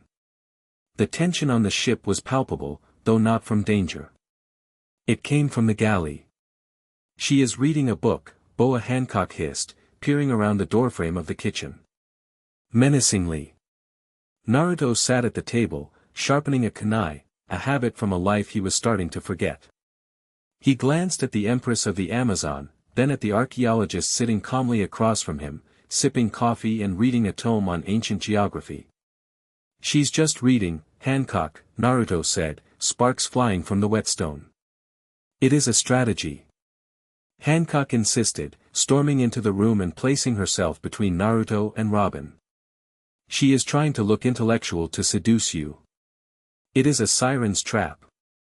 Robin turned a page, her expression unbothered. "If I wanted to seduce the captain, I wouldn't use a book on plate tectonics. I'd use hands." She sprouted a single arm from the table surface near Naruto's cheek, the fingers brushing a stray lock of blonde hair behind his ear. Hancock went rigid. Her face turned a shade of red that defied physics. You harlot. Remove your appendages from the king." Naruto chuckled, catching the spectral hand and giving it a high five before it dissipated. "Play nice. We're almost there." Robin closed the book. Her demeanor shifted instantly from playful to grave. "Wano country. It is an isolationist nation, a natural fortress surrounded by treacherous currents and waterfalls. It is also the stronghold of Kaido of the beasts. The strongest creature in the world. Kaido," Naruto tested the name. The ghost of Xebec in his head rumbled, a sensation of familiarity and disdain. "He was on God Valley, wasn't he?" "He was an apprentice on the Rock's crew," Robin confirmed, eyeing Naruto curiously. She had noticed the moments when his shadow seemed to stretch longer than it should. "If we go there, we are declaring war on an emperor." "We already declared war on the world," Naruto said, standing up and sheathing the kunai. "Kaido has something I need. A road poneglyph. And apparently, an ancient weapon is buried beneath his castle." "Pluton," Robin whispered. "The world's worst battleship. If I'm going to keep the world government off our backs while we build this new era," Naruto said, walking to the deck, "I need a big gun. Big enough to make them hesitate." He stepped out into the salt spray. Ahead of them, the sea churned violently. Massive whirlpools danced around a spire of rock that pierced the clouds. Water flowed up the spire, a reverse waterfall of massive proportions. "Hold on," Naruto ordered that he didn't order the crew to navigate. He walked to the bow. He flared his chakra, mixing it with the wind. Wind style, gale palm. A massive burst of pressurized wind slammed into the sails of the Maelstrom and the towing Kuja ship. The vessels didn't just sail, they launched. They hit the vertical current of the waterfall and surged upward, riding the water like a roller coaster. As they crested the top of the waterfall, breaching the clouds, the land of Wano revealed itself. It was a land of dying beauty, withered cherry blossoms, factories belching black smoke, and a skyline dominated by a skull-shaped island floating ominously in the distance. Onigashima, but they didn't make it to the port. "Contact," a Kujo lookout screamed. On the rocky shore at the top of the waterfall, a figure was waiting. It wasn't a welcoming committee. It was a giant, wolf-like deity wreathed in frost and blue flames. Yamato stood on the cliff's edge, in hybrid form. The child of Kaido held a massive iron club, Takeru, resting on a shoulder. Yamato had been trying to escape Wano again, fighting through the border guards, when these strange ships burst from the waterfall. Yamato sniffed the air. The scent hitting the nose was terrifying. It smelled like Kaido, but older. Sharper. Like a king who had died and refused to stay dead. "Father?" Yamato growled, confused. No, different. Naruto leaped from the deck before the ship even touched the water. He landed on the beach with a heavy thud, kicking up sand. Yamato looked at the intruder. Blonde. Human. Small, compared to Kaido. But the presence was undeniable. You. Yamato shouted, pointing the club. Are you with the world government? Or are you one of Blackbeard's goons? Naruto straightened up, looking at the horned warrior. I'm the guy who just climbed a waterfall. You the greeter? I am Odin. Yamato declared, chest puffing out. And I will not let invaders defile this land further. If you are here to ally with Kaido, you have to go through me. Naruto blinked. Odin. Isn't he dead? The spirit lives. Yamato roared. Without warning, Yamato launched. The speed was blinding. Thunder Bagua. The club, coated in thick conqueror's haki, swung toward Naruto's head. It was a killing blow, the same move Kaido used to one-shot rookies. Naruto didn't flinch. He didn't block with his arms that he caught the club. Boom, the impact shattered the cliffside they were standing on. The beach disintegrated.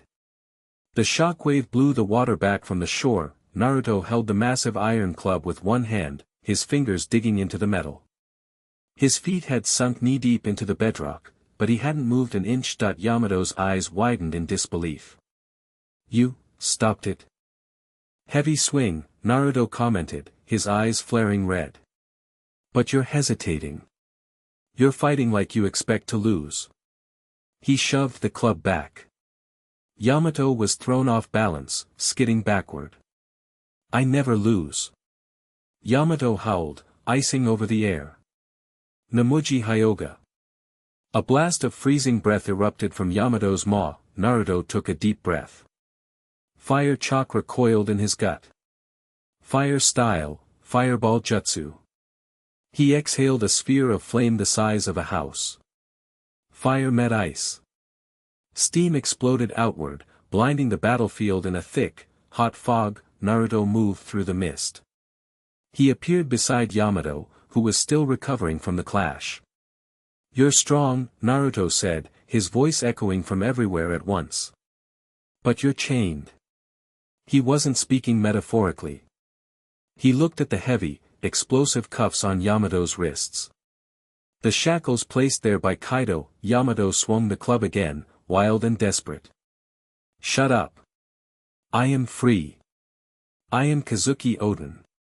Naruto ducked under the swing and uppercut Yamato in the stomach. It wasn't a lethal blow, but it knocked the wind out of the warrior. Yamato dropped to one knee, coughing. Naruto stood over Yamato. He reached down and grabbed the chains connecting the cuffs. Get off. Yamato snarled, trying to bite him. Hold still, Naruto commanded. The tone was absolute. Yamato froze instinctively. Naruto channeled his haki into his hands. Not to destroy, but to flow. He used the advanced application of armament haki, internal destruction, combined with his chakra control. Crack, the explosive cuffs shattered. Yamato flinched, expecting the explosion that would blow off both hands. Naruto grabbed the falling debris and threw it into the sky. Boom, the explosion lit up the clouds, massive and violent. If those had been on Yamato's wrists, there would be no hands left. Yamato stared at the smoke in the sky, then down at the bare, unblemished wrists. The weight that had been there for 20 years was gone. Why? Yamato whispered, looking up at the blonde stranger. I attacked you. You attacked because you thought I was an enemy, Naruto said, offering a hand. And you call yourself Odin. That means you want to open this country, right? Yamato took the hand. The grip was warm, solid. Yes. I want to see the sea. I want to be free. Then stop pretending to be a dead man, Naruto said, pulling Yamato to his feet. Be yourself. You're strong enough. Yamato stared at him. The charisma radiating off this man was blinding. It wasn't the oppressive heat of Kaido. It was like the sun, warm, gravitational, inevitable. "Who are you?" Yamato asked again, the hostility gone. "Naruto." Before they could continue, a shadow fell over them, from the sky, a massive pteranodon wreathed in fire dived. King the conflagration, Kaido's right-hand man, had seen the explosion. "Yamato." King's voice screeched. "You escaping rat. And an intruder. Kaido-sama will be displeased." King shifted into his hybrid form mid-air, his sword drawn, flames erupting from his back. He dove for Naruto, intending to skewer him. "More birds," Naruto sighed. "He is mine." Yamato shouted, stepping forward. "I have no cuffs now, King. I will not be caged." "No," Naruto stepped in front of Yamato. "He's annoying. Let's do it together." Naruto grinned at Yamato. "Tag team?" Yamato felt a thrill shoot through his chest. "A partner. An equal." "Yes." King swung his massive katana. "Tempura udon." Note, King's attack style involves stretching his face/neck, but here he uses his sword mechanics. A laser-like beam fired from his blade. Naruto raised his hand. "Rasengan." He deflected the beam into the ocean. "Now, Yamato." Yamato leaped off Naruto's back, launching into the air. "Thunder Bagua." Naruto mirrored the jump, spiraling with wind chakra. "Uzumaki barrage." They hit King simultaneously. Yamato's club smashed into King's left side, Naruto's hockey-infused heel smashed into the right. The impact was catastrophic. King's Lunarian durability was legendary, but even he couldn't withstand the combined force of an Oni and a Sage. His armor shattered. He was rocketed downward, slamming into the beach with enough force to create a tidal wave. King lay in the crater, unconscious, his flames flickering out. Yamato landed gracefully, panting, eyes shining with adrenaline. We did it." "Not bad," Naruto said, landing beside Yamato. "You've got a good swing." The maelstrom finally pulled up to the ruined beach. Boa Hancock stood at the railing, looking at Yamato, a tall, beautiful, horned warrior with side boobs showing and immense power. Hancock's eye twitched. "Another one?" Robin smiled, closing her book. "He certainly has a type. Dangerous." Naruto turned to Yamato. "I'm here for the poneglyph and the weapon. And then I'm leaving to tear down the world government. You coming?" Yamato looked at the unconscious King, then at the open sea, and finally at Naruto.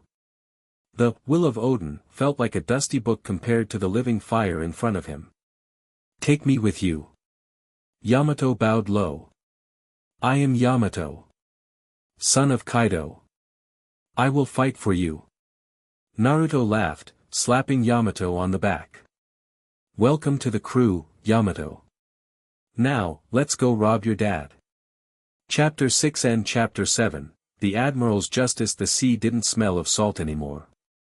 It smelled of sulfur. The maelstrom, towing the Kuja flagship, had cleared the treacherous currents of Wano only hours ago. The mood on deck was high. Yamato was marveling at the horizon, running from port to starboard like a child seeing the world for the first time, while Robin catalogued the rubbing of the road poneglyph they had liberated from Kaido's treasury while the dragon was distracted, but Naruto stood at the stern, watching the wake. His sensory perception, honed by sage training and expanded by the voice of all things, was screaming. "Something is wrong," Naruto murmured. Hancock, who had been admiring Naruto's profile, stiffened. "An enemy? A disaster." The sky to the south didn't darken. It turned a sickly, bruised purple, lit from beneath by an angry, throbbing red light. The clouds began to boil away. Then, the meteors fell, dozens of them.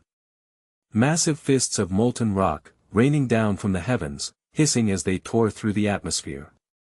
They weren't aiming for the ocean, they were aiming for the ships. Evasive maneuvers.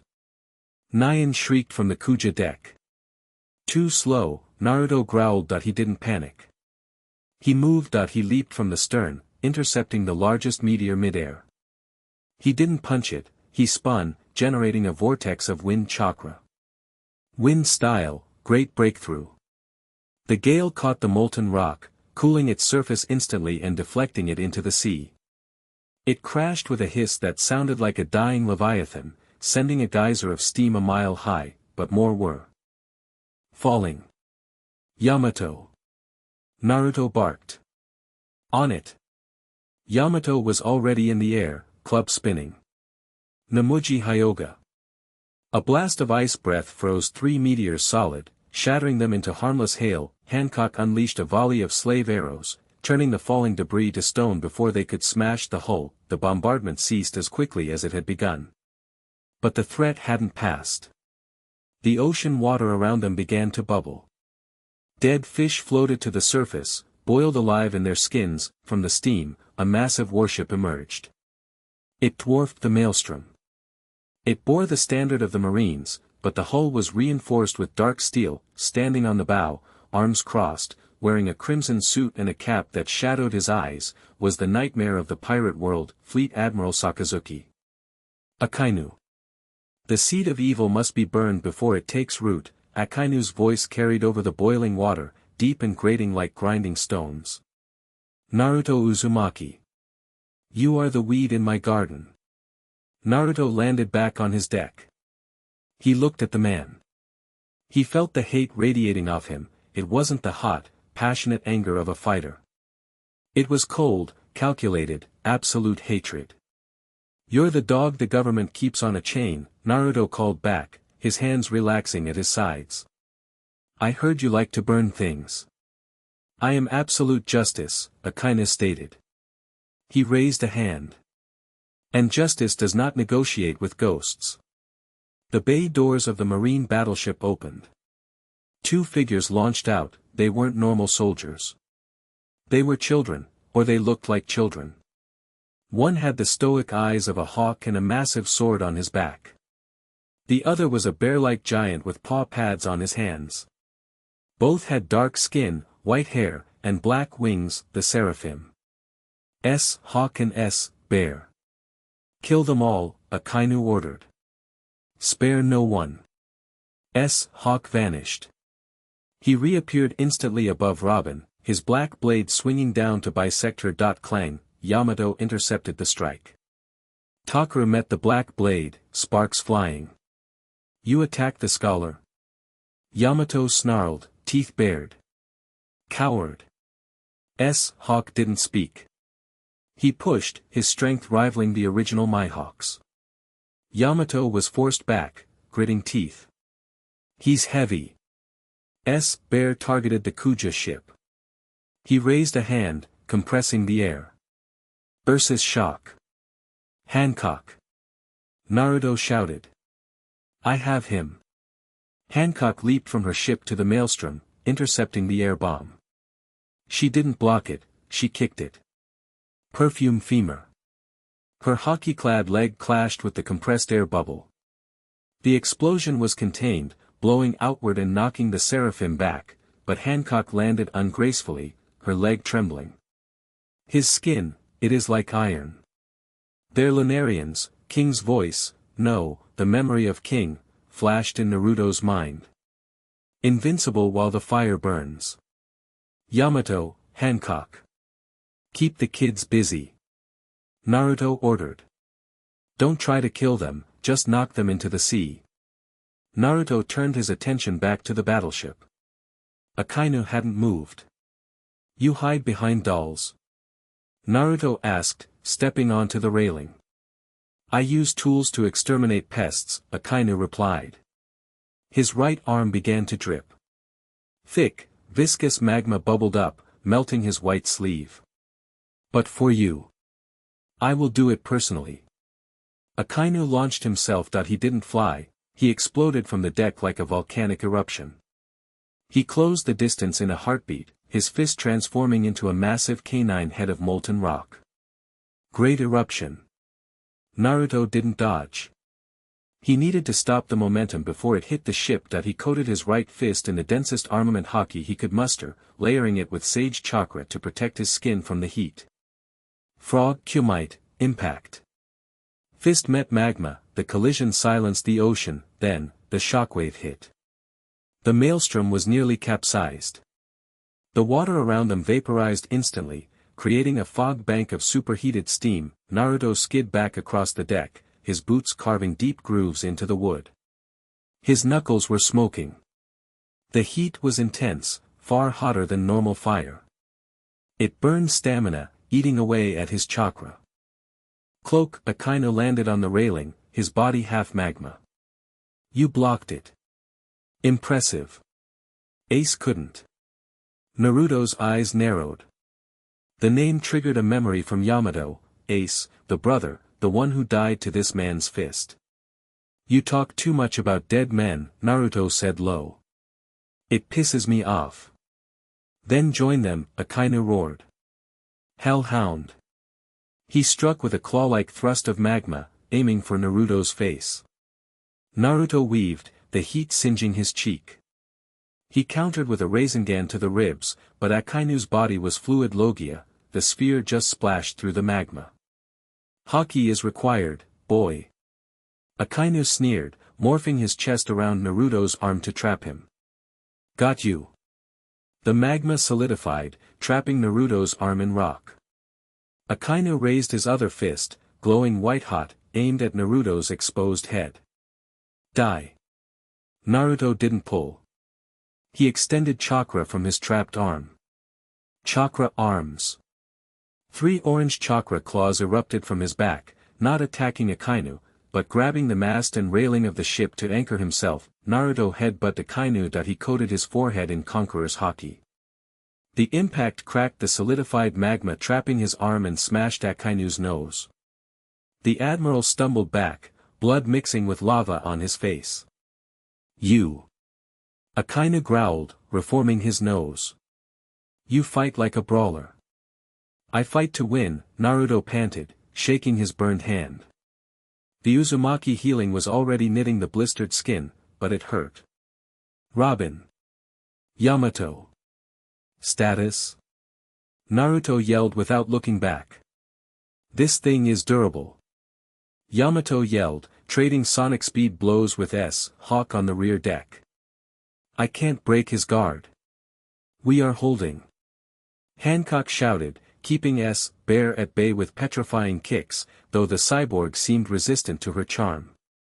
Good. Keep holding. Naruto looked back at Akainu. The Admiral was getting serious. The air around him was shimmering. The deck of the Maelstrom was starting to catch fire just from his presence. I can't fight him here, Naruto realized. He'll melt the ship.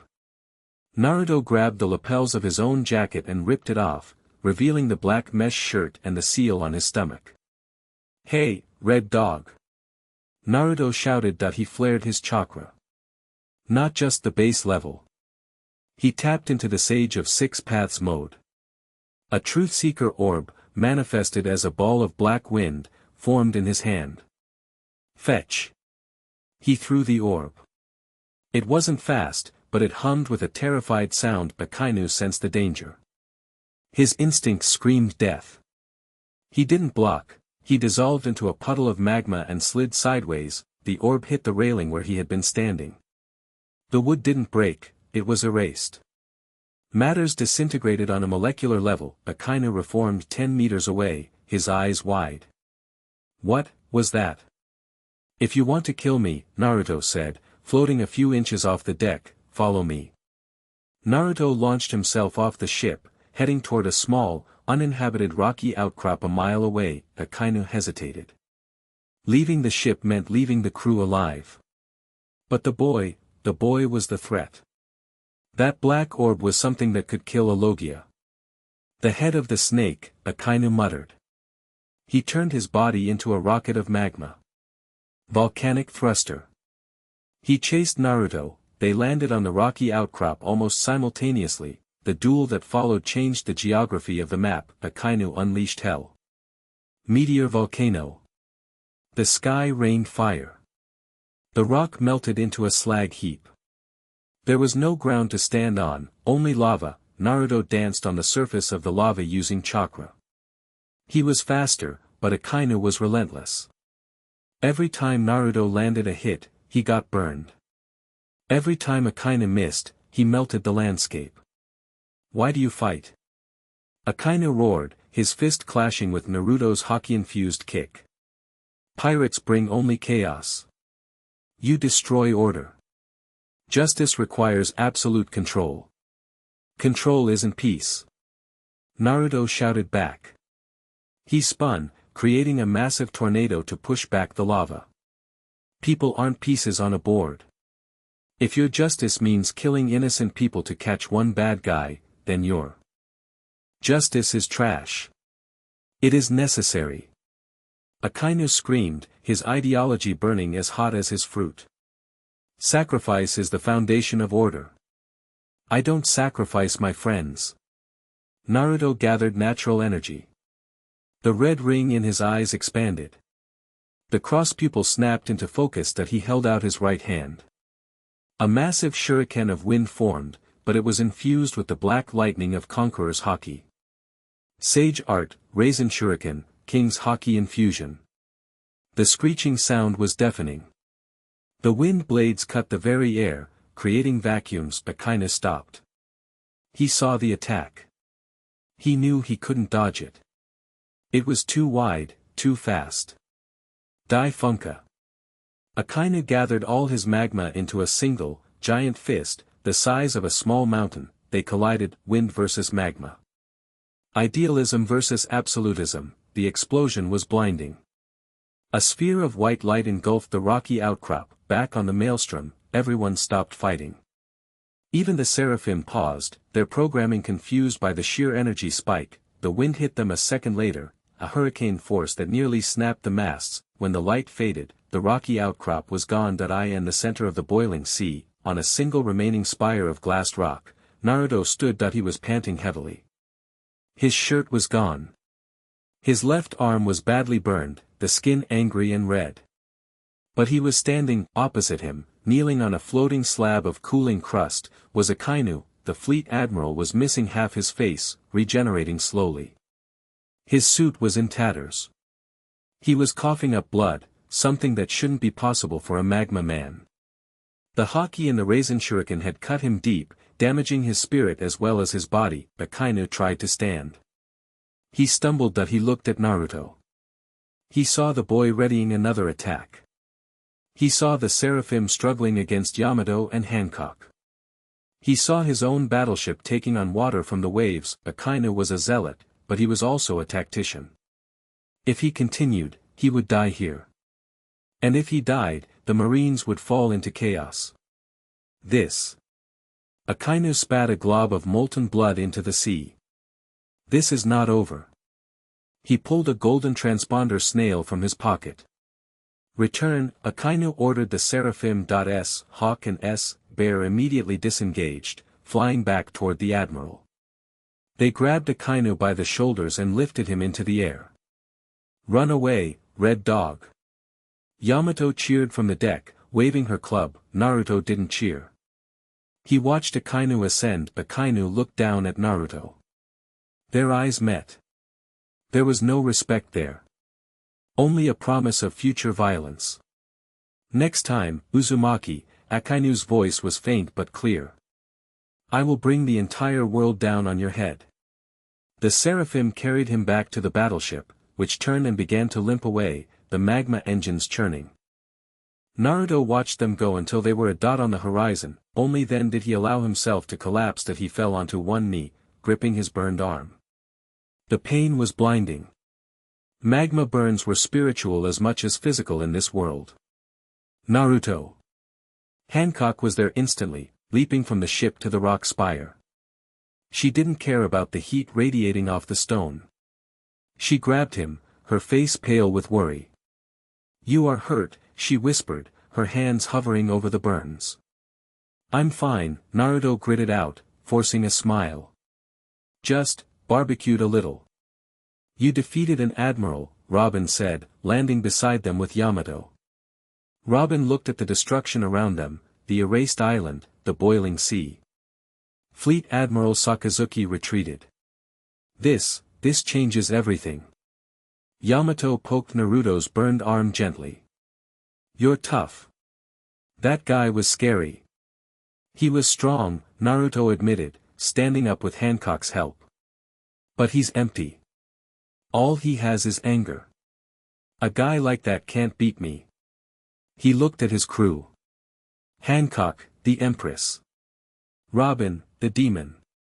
Yamato, the Oni. They were battered, tired, but alive.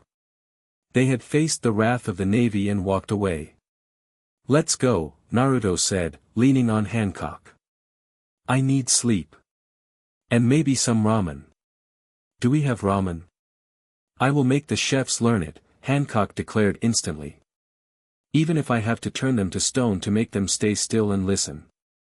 As the maelstrom sailed away from the site of the battle, the news was already traveling via the underwater currents. The world was about to wake up to a new reality. The Maelstrom King wasn't just a pirate. He was a force that could break the Navy's sword. Chapter 7 and Chapter 8, The Empty Thrones Gaze. The Red Line was not just a continent, it was a wall that divided the world, and perched atop its highest peak was the Room of Authority inside Pangaea Castle. It was a room that did not exist on any map. 5 Old men, the Gorosei, stood in a semicircle, heads bowed low. The air smelled of incense and ancient, dusty silk. In front of them stood the empty throne, a symbol of equality among nations, but the throne was not empty. A silhouette sat upon the high seat. A figure cloaked in shadows so deep they seemed to drink the light from the room. Imu, Saturn, the warrior god of science and defense, leaned on his cane, his knuckles white. Fleet Admiral Sakazuki has failed. He was forced to retreat.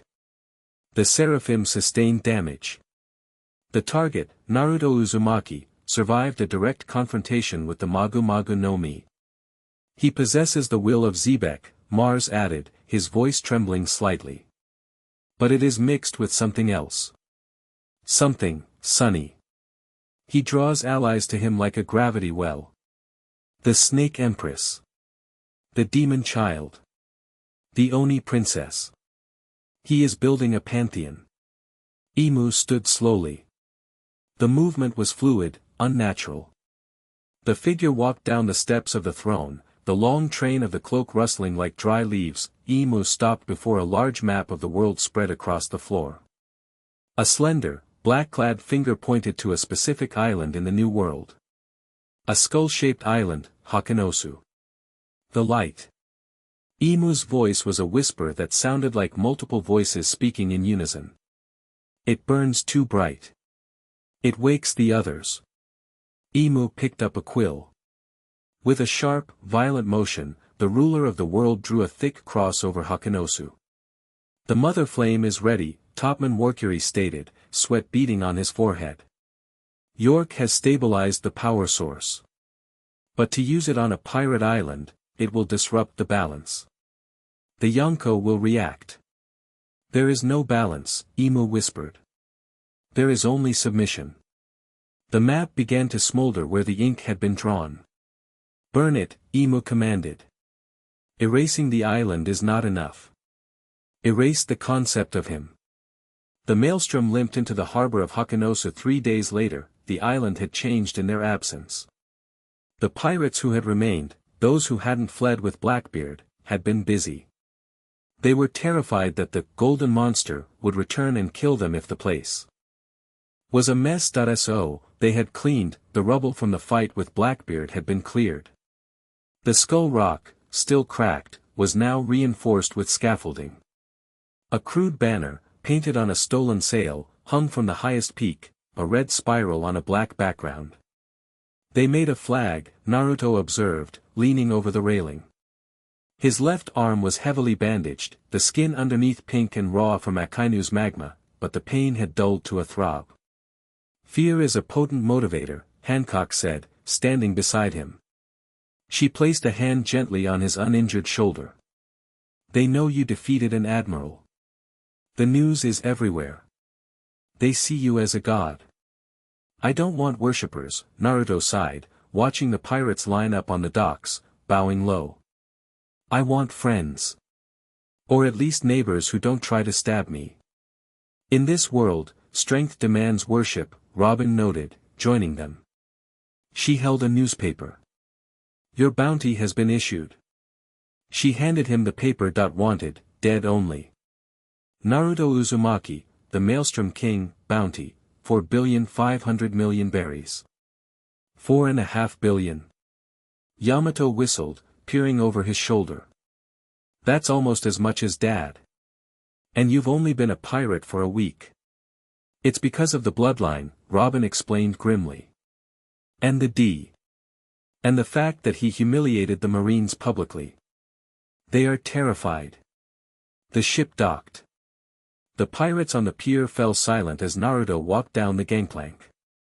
He looked at the sea of rough, scarred faces, killers, thieves, outcasts. At ease. Naruto shouted. The pirates flinched, then slowly straightened up. This island is under my protection now, Naruto announced. That means nobody raids villages under my flag. Nobody slaves. You want to fight? You fight the Marines. You fight the oppressors. We take from the greedy and we keep what's ours. Clear? Yes, Captain, 3,000 voices roared back. Good. Now, where's the food? I'm starving. The tension broke.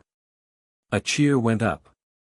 The pirates scrambled to bring out the feast they had prepared. As the celebration began, turning the plaza into a riot of music and roasted meat, Naruto slipped away. He climbed the winding stairs up to the top of the Skull Rock, to the throne room Blackbeard had used. It was empty, save for a massive stone chair overlooking the ocean through the skull's eye socket. Naruto sat down. He closed his eyes. He needed to meditate. The fight with Akainu had drained his nature energy reserves. He needed to refill. He sat perfectly still, breathing in the rhythm of the world. He felt the life force of the pirates below. He felt Hancock's fiery devotion, Yamato's wild joy, Robin's quiet relief. He felt the ocean currents, and then, he felt something else. It was faint at first. A hum. High above the atmosphere, Naruto frowned, keeping his eyes closed. He extended his sensory range, pushing it upward, past the clouds, past the birds. There was a void in the sky. A massive object, hidden by technology or magic, hovering in low orbit. It felt cold. Artificial, and it was charging. Naruto's eyes snapped open. The red ring pulsed violently. They didn't wait, he whispered. He bolted from the throne, rushing to the edge of the skull's eye. He looked up. The sky was blue, clear, innocent. But he could see the distortion. The particles of light were bending. Hancock. Yamato. Robin. His voice, amplified by chakra, boomed across the entire island, silencing the party instantly. Defense positions. Now. Down in the plaza, Hancock dropped her goblet. She didn't question him. She knew that tone. Kuja. Form a perimeter, she screamed. Shield wall. Hockey up. What is it? Yamato yelled, leaping up the side of the Skull Rock to join Naruto. Marines? Worse, Naruto pointed at the sky. Look. The clouds directly above the island parted. Not by wind, but by light. A single beam of energy, thick as a castle tower, descended from the heavens. It wasn't fire, it was pure annihilation. 16 individual beams rotated around a central core, merging into a hammer of God aimed directly at the center of Hakanosu, the mother. Flame. They're nuking us, Naruto realized. They're trying to erase the island. We have to move. Yamato grabbed his arm. We can't tank that. It's too big. If we move, everyone down there dies, Naruto said, looking at the thousands of pirates, the Kuja warriors, his friends. He stripped off his bandages. His left arm was still angry red, but he ignored the pain. I'm not running. Naruto stepped off the edge of the skull rock. He didn't fall. He flew upward, heading straight for the incoming beam. Naruto! Hancock screamed from the ground, horror in her eyes. Naruto closed his eyes as he ascended. He clasped his hands together. Kurama isn't here. I don't have the Bijou bomb. But I have the sky. I have the earth. I have everything in between. He entered Sage of Six Paths mode. His skin glowed with a golden aura. 9 Truth-Seeker orbs materialized behind his back, spinning rapidly. He stopped 500 meters in the air, a tiny golden speck against the descending pillar of white doom. 6 Paths, Ultra Big Ball Raisin Shuriken. He didn't make one. He made 2. One in each hand. Massive, swirling galaxies of wind and chakra, infused with every ounce of nature energy he could draw from the atmosphere. Combine. He slammed the 2 attacks together.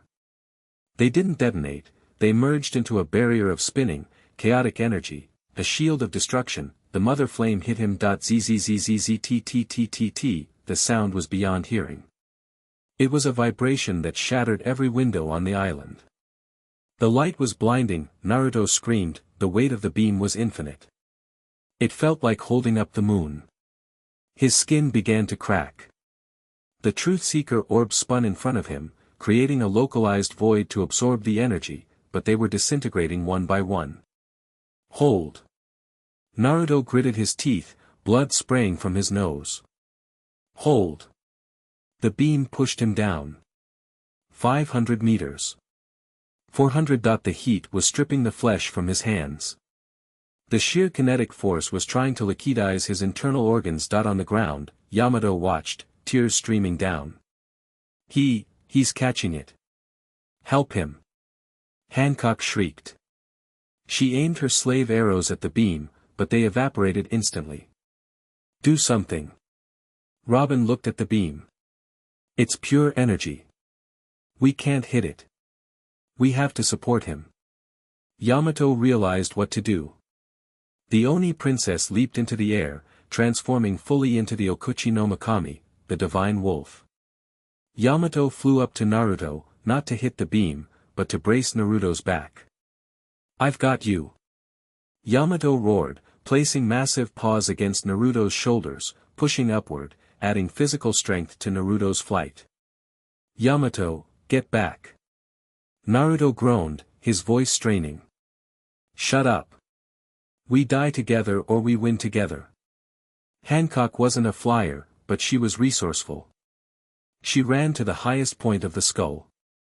She gathered her haki, all of it. She projected her conqueror's haki upward, not as an attack, but as a blanket of will. Do not fall, she commanded, her will reinforcing Naruto's spirit. Naruto felt it. The physical support. The spiritual reinforcement. The fear and hope of the thousands below him. The shadow of Xebec inside him laughed, a manic, delighted sound. Yes. Defy the heavens. Break the sky. Naruto's eyes snapped open. The cross pupils expanded. I won't let you. Erase us. Naruto released the limiters. He poured his life force into the technique. The spinning barrier of the Raisin Shuriken expanded. It didn't just block the beam, it began to grind against it. The wind blades shredded the energy particles. Tailed beast planetary Raisin Shuriken, rejection. With a roar that shook the new world, Naruto pushed, the beam buckled, the energy couldn't push through the dense cluster of chakra and haki. It bloomed outward, exploding laterally into the atmosphere. Instead of hitting the island, the sky turned white. A shockwave ring expanded across the horizon, blowing away clouds for 1,000 miles. The ocean surface was depressed by 100 meters, but the island remained. The mother flame sputtered and died, its power source temporarily drained or the mechanism damaged by the feedback. Naruto hovered in the air for a second, his golden mode flickering out. His shirt was gone. His skin was smoking. He was unconscious before gravity took hold. He fell. Yamato caught him. The wolf deity cradled the small human body, descending slowly to the plaza. Silence reigned. The pirates looked at the sky, which was now clear, then at the smoking figure in Yamato's arms. Hancock ran forward, falling to her knees beside him. She touched his chest that it was beating. Faintly, but beating. He stopped it, Robin whispered, looking at the sky where the weapon had been. He stopped the judgment of God. Yamato shifted back to human form, shivering. Is he? He is alive, Hancock said, tears falling onto Naruto's soot-stained face. She looked up, her eyes burning with a fury that would terrify a fleet. They tried to kill him from the dark. She stood up, turning to the stunned pirate army. Look at him. Hancock screamed. The world government tried to burn you all to ash. And he stopped it with his bare hands. Who is your king? Maelstrom. The roar was primal. It wasn't just respect anymore. It was fanaticism. Somewhere in the crowd, a Den Mushi was broadcasting. The feed was being watched by Morgans, the news tycoon. Big news, Morgan squawked in his office, his feathers trembling. This isn't just big news. This is the end of the era. Put it on the front page. The man who blocked the sky. On Hakanosu, Naruto groaned, his eyes fluttering open. He saw Hancock, Yamato, and Robin hovering over him. Did I get it? He rasped. You got it, Yamato sobbed, laughing. Good, Naruto whispered, passing out again. I hate lasers. Chapter 8 and Chapter 9, The God Slayer Protocol. The air on Hakanosu tasted like ash and ozone. The sun had risen, but it felt dim, filtered through the lingering haze of the atmospheric burn caused by the mother flame. The island was quiet, a terrified, huddled silence. The pirates who usually boasted of their crimes spoke in whispers, glancing fearfully at the central plaza where a makeshift medical pavilion had been erected from the sails of the Maelstrom. Inside the tent, the mood was funereal. Naruto lay on a cot, his body wrapped almost entirely in bandages.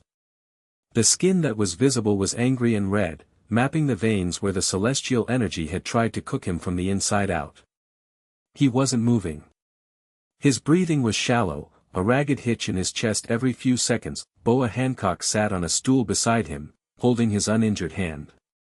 Her face was pale, her usual arrogance stripped away to reveal a raw, terrifying focus. She hadn't blinked in an hour.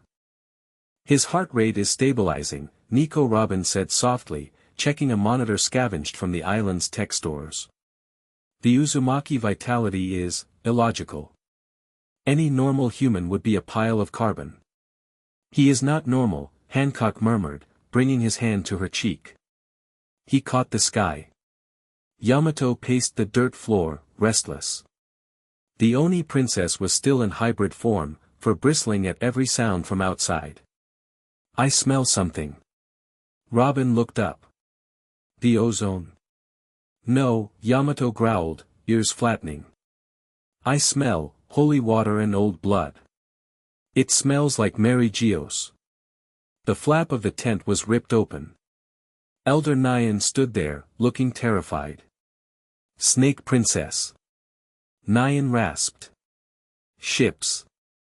Not marines. They have no sails. They came from the sky. Yamato was out the door before Nyan finished the sentence. Hancock gently placed Naruto's hand on his chest, her eyes hardening into flint. Robin, Hancock commanded, her voice dropping to sub-zero. Guard him. If anyone enters this tent who isn't us, break their necks. With pleasure, Robin said, crossing her arms. Hancock swept out of the tent, her cape billowing. The port of Hakanosu was burning again. 3 ships, sleek and white with gold trim, hovered just above the water. They didn't bear the seagull of the marines. They bore the hoof of the celestial dragons. Walking down the ramp of the lead ship were 9 figures. They wore white armor and capes, and unlike the hidden CP0 agents, they wore no masks. They didn't need anonymity. They were the executioners of the gods knights. Leading them was a man with a crescent moon-shaped hair and beard configuration, looking sharp enough to cut glass. Saint Figureland Garling. He walked with a cane that was actually a saber sheath. Filth, Garling said, stepping onto the dirt of Pirate Island. He looked at the huddled masses of pirates with the disgust of a man stepping in sewage. To think the mother flame failed to cleanse this sty. Vegapunk's toys are losing their touch. Who are you? A pirate captain shouted, drawing a pistol. This is King Naruto's territory. Garling didn't look at him. He simply twitched his finger. A slash of invisible hockey flew through the air. The pirate captain, and the 3 men standing behind him, were bisected cleanly at the waist. Their top halves slid off a second later. The crowd screamed and scrambled back. I am Supreme Commander Garling, the old saint announced, his voice projecting without effort. I am here to scrape the remains of the maelstrom off the pavement. Bring me his body, and I will grant you a quick death. Refuse, and I will make it last a week. Get off our island. The roar came from above. Yamato descended like a meteor, swinging Takaru with two-handed fury. Thunder Bagua. Garling didn't draw his sword. He raised his sheathed cane. Clang, the shockwave cracked the pier. Yamato's club, which had knocked down Kaido, was stopped dead by a scabbard. Garling looked up at the Oni, his eyes unimpressed. Kaido's whelp. You chose to side with a ghost instead of your heritage. Disappointing. He flicked his wrist. A blast of repulsion hockey slammed into Yamato's chest. It wasn't just physical force, it was a wave of pure rejection. Yamato gasped, launched backward through a warehouse, debris raining down. Yamato. Hancock screamed. She sprinted across the plaza, leaping into the air. Slave arrow. She fired a barrage of pink energy arrows, hundreds of them, aiming for the knights behind Garling. Shields, Garling ordered lazily. 2 of the knights stepped forward. They didn't block. They unsheathed rapiers and moved with blinding speed, deflecting every single arrow with precise, metallic pings. Hancock landed, flowing immediately into a spin kick. Perfume femur. She aimed for Garling's head. Garling drew his saber, just an inch. SSSSSHK. A line of blood appeared on Hancock's thigh. She hissed, backflipping away as a deep cut opened up on her leg. She hadn't even seen him move. The Kuja Empress, Garling sneered. A runaway slave playing at royalty. Do you remember your place yet? Hancock froze. The word slave hit her like a physical blow. But then, she remembered a broad back shielding her. She remembered blue eyes that didn't look down.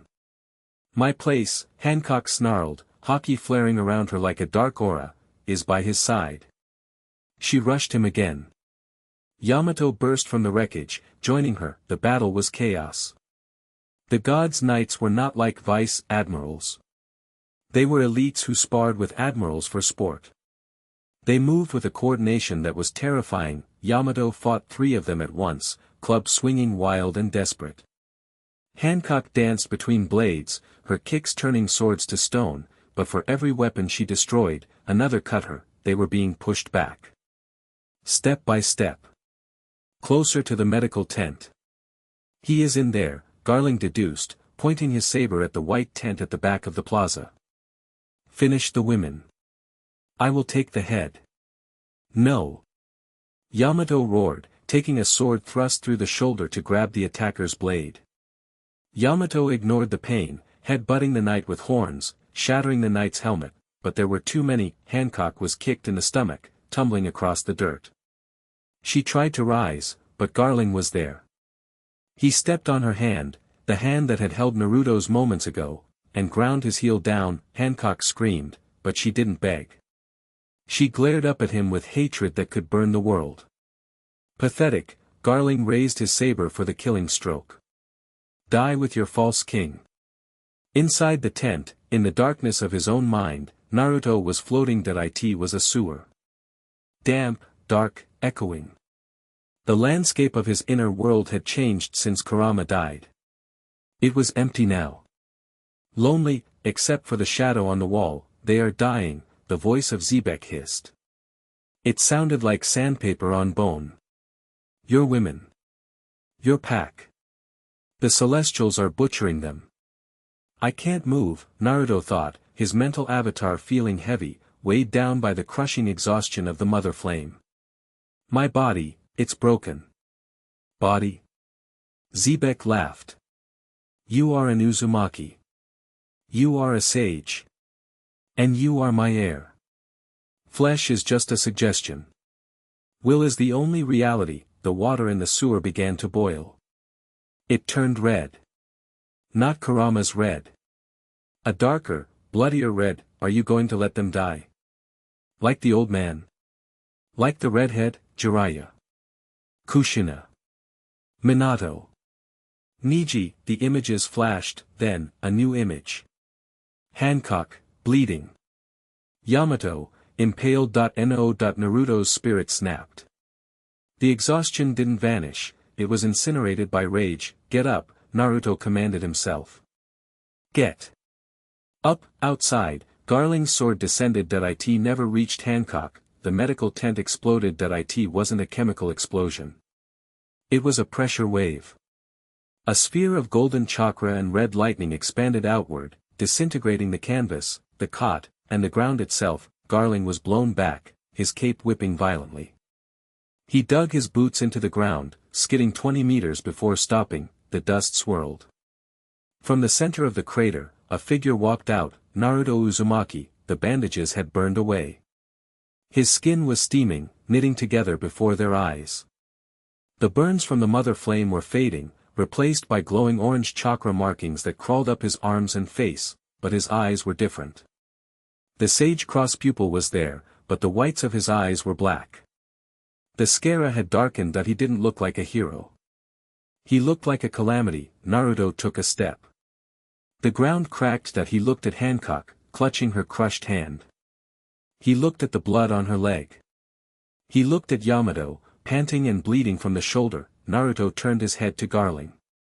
You touched them. The voice wasn't loud. It was dead. Garling felt a sensation he hadn't felt in 40 years.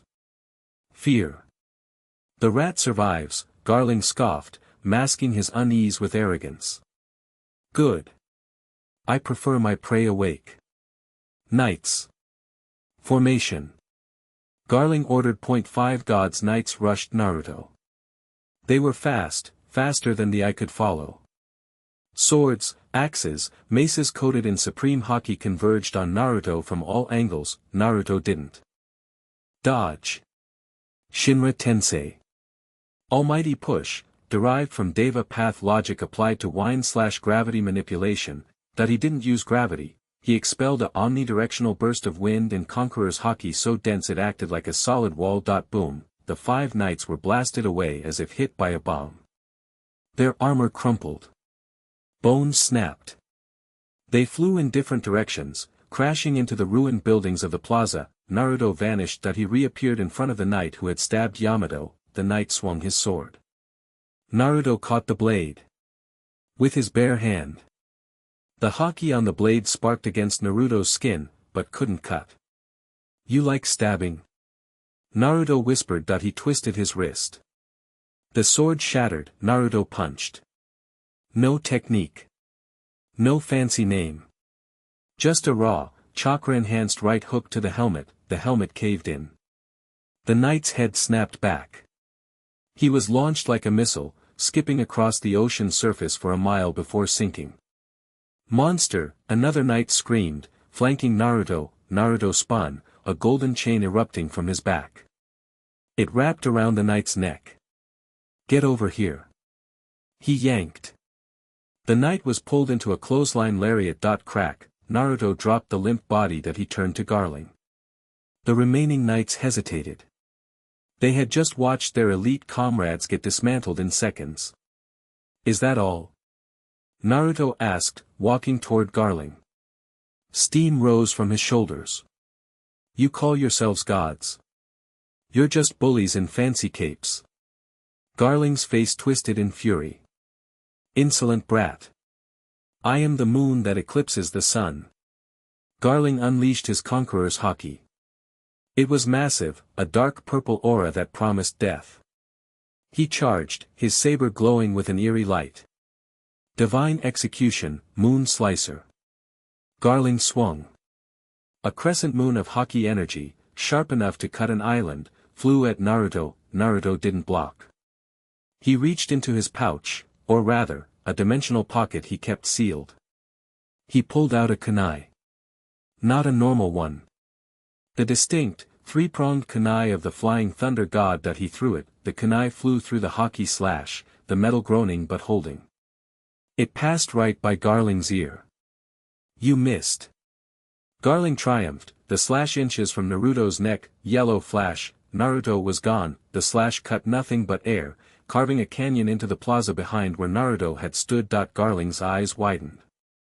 Behind me, Naruto appeared in the air, gripping the kunai he had just thrown. He was directly behind Garling's head. He had a Rasengan in his other hand. But it wasn't blue.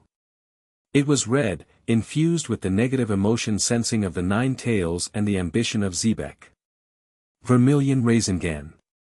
He slammed it into Garling's back. Garling screamed, the grinding rotation tore through his white armor, through his hockey defense, and into his spine. The impact drove the Supreme Commander into the earth face first. The ground shattered. A shockwave rippled out, knocking everyone in the plaza off their feet. Garling lay in the crater, coughing up blood. He tried to rise, but his legs wouldn't move. His spine was fractured. He looked up. Naruto stood over him, the red Rasengan fading, the black Scara receding to white, leaving only the blue and red-rimmed irises. Naruto raised his foot. He placed it on Garling's head. You stepped on her hand, Naruto said coldly. He pressed down. Stop. Garling wheezed. If you kill me, the Holy Land, they will send the admirals. They will send everything. Let them come, Naruto said. I'm not sending a message. I'm sending a warning. He kicked Garling hard. The old saint rolled across the dirt, stopping at the feet of the surviving knights, who were dragging their broken bodies toward the ships. Take him, Naruto ordered the terrified subordinates. Tell Imu that if he wants his chair back, he's going to have to come down here and fight me himself. The knights didn't argue. They grabbed their fallen commander and scrambled up the ramps of their ships. The engines whined, desperate to escape the gravity of the monster on the ground. The ships shot up into the sky, retreating faster than they had arrived. Naruto watched them go. The adrenaline began to fade. The pain rushed back in, a tidal wave of agony. His knees buckled. Naruto. Hancock was there. She caught him before he hit the ground, ignoring her own bleeding leg and crushed hand. You idiot, she sobbed, burying her face in his neck. You reckless, beautiful idiot. Naruto leaned against her, his vision blurring. He saw Yamato limping over, grinning through a bloody mouth. He saw Robin checking the perimeter. Are you, okay? Naruto whispered, touching Hancock's cheek. I am fine, Hancock cried. Look at you. You should be dead. Not yet, Naruto mumbled. Too much work to do. He looked at the crowd of pirates, who were staring at him with wide, worshipful eyes. They had just watched him beat the gods' knights like unruly children. Naruto took a deep breath. He needed to say something. He needed to cement this. Listen up. Naruto's voice cracked, but it carried. This island is a fortress. No god, no marine, no emperor takes what is ours. The cheer that followed was weak at first, then grew until it shook the remaining windows. Naruto slumped against Hancock, his energy finally hitting zero. Hancock. Yes, beloved, she whispered, not even correcting herself. I'm going to sleep for a week. Wake me up, if the world ends. I will, she promised, kissing his forehead. Rest now, my king. As Naruto drifted into darkness, he felt peace. Not the peace of solitude, but the peace of protection. He had a family again. And God help anyone who tried to touch them. Chapter 9 and Chapter 10, the declaration of a new dawn. The world held its breath, for 3 days, the news had trickled out like blood from a wound that refused to clot.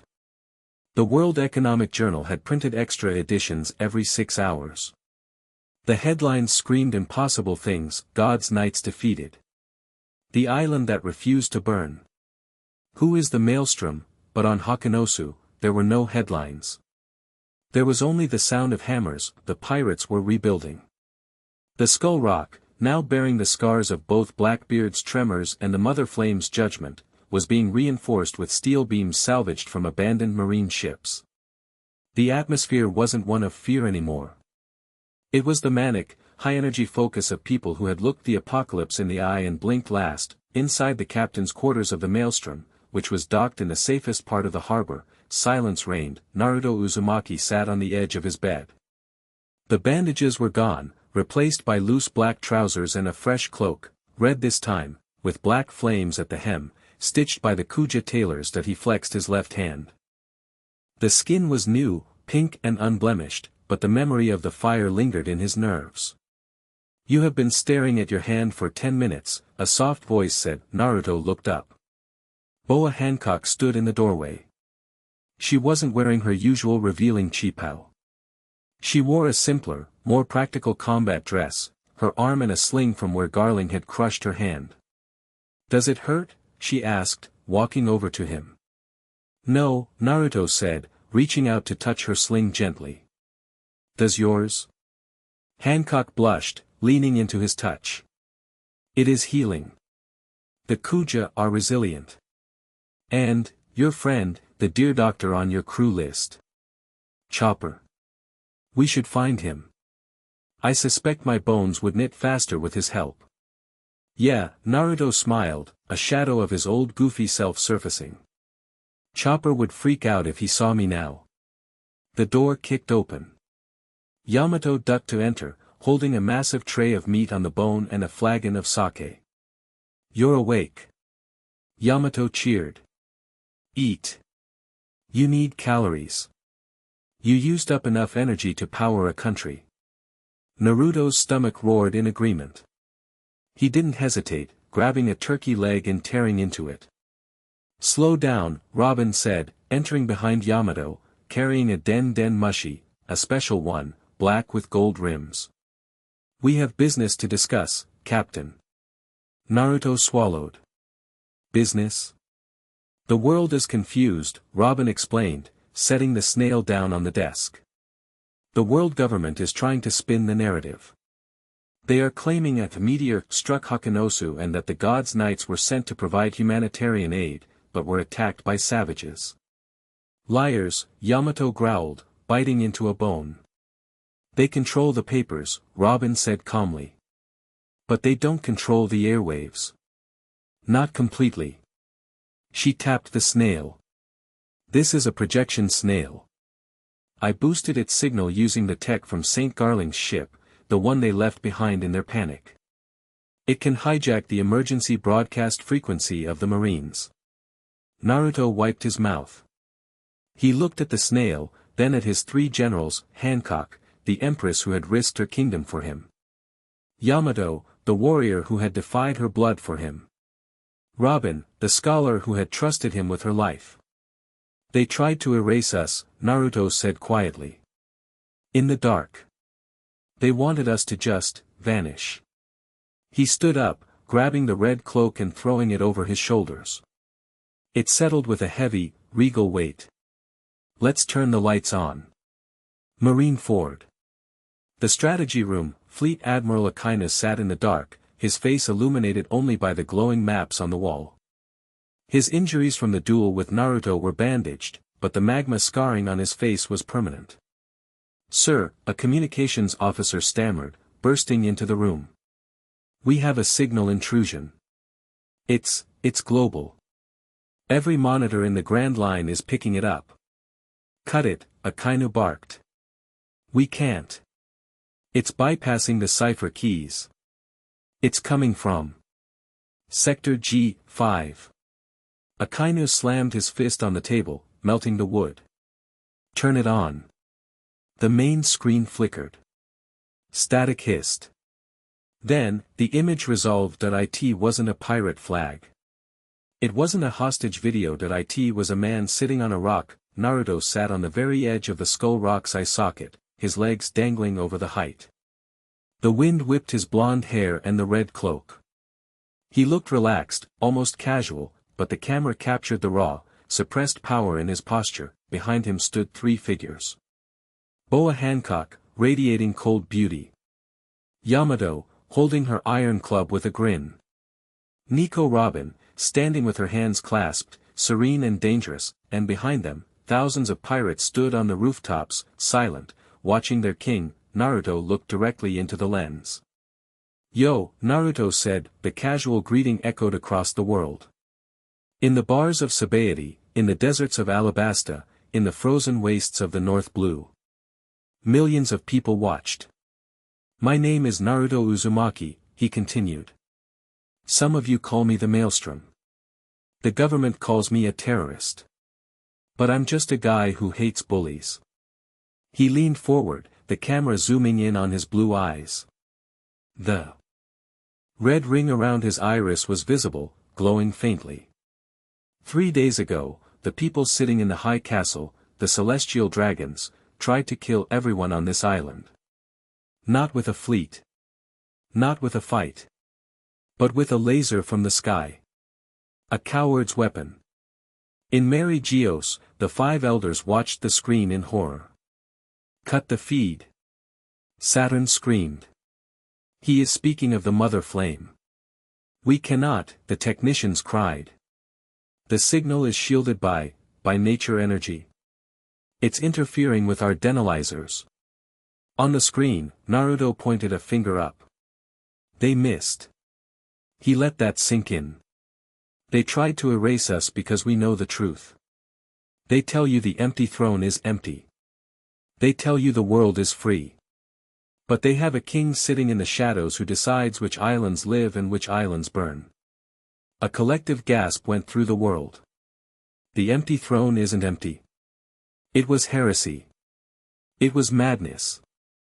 "I have a message for that king," Naruto said, his voice dropping to a low rumble that vibrated the speakers of every TV in the world. "Your weapon is broken. Your knights are broken.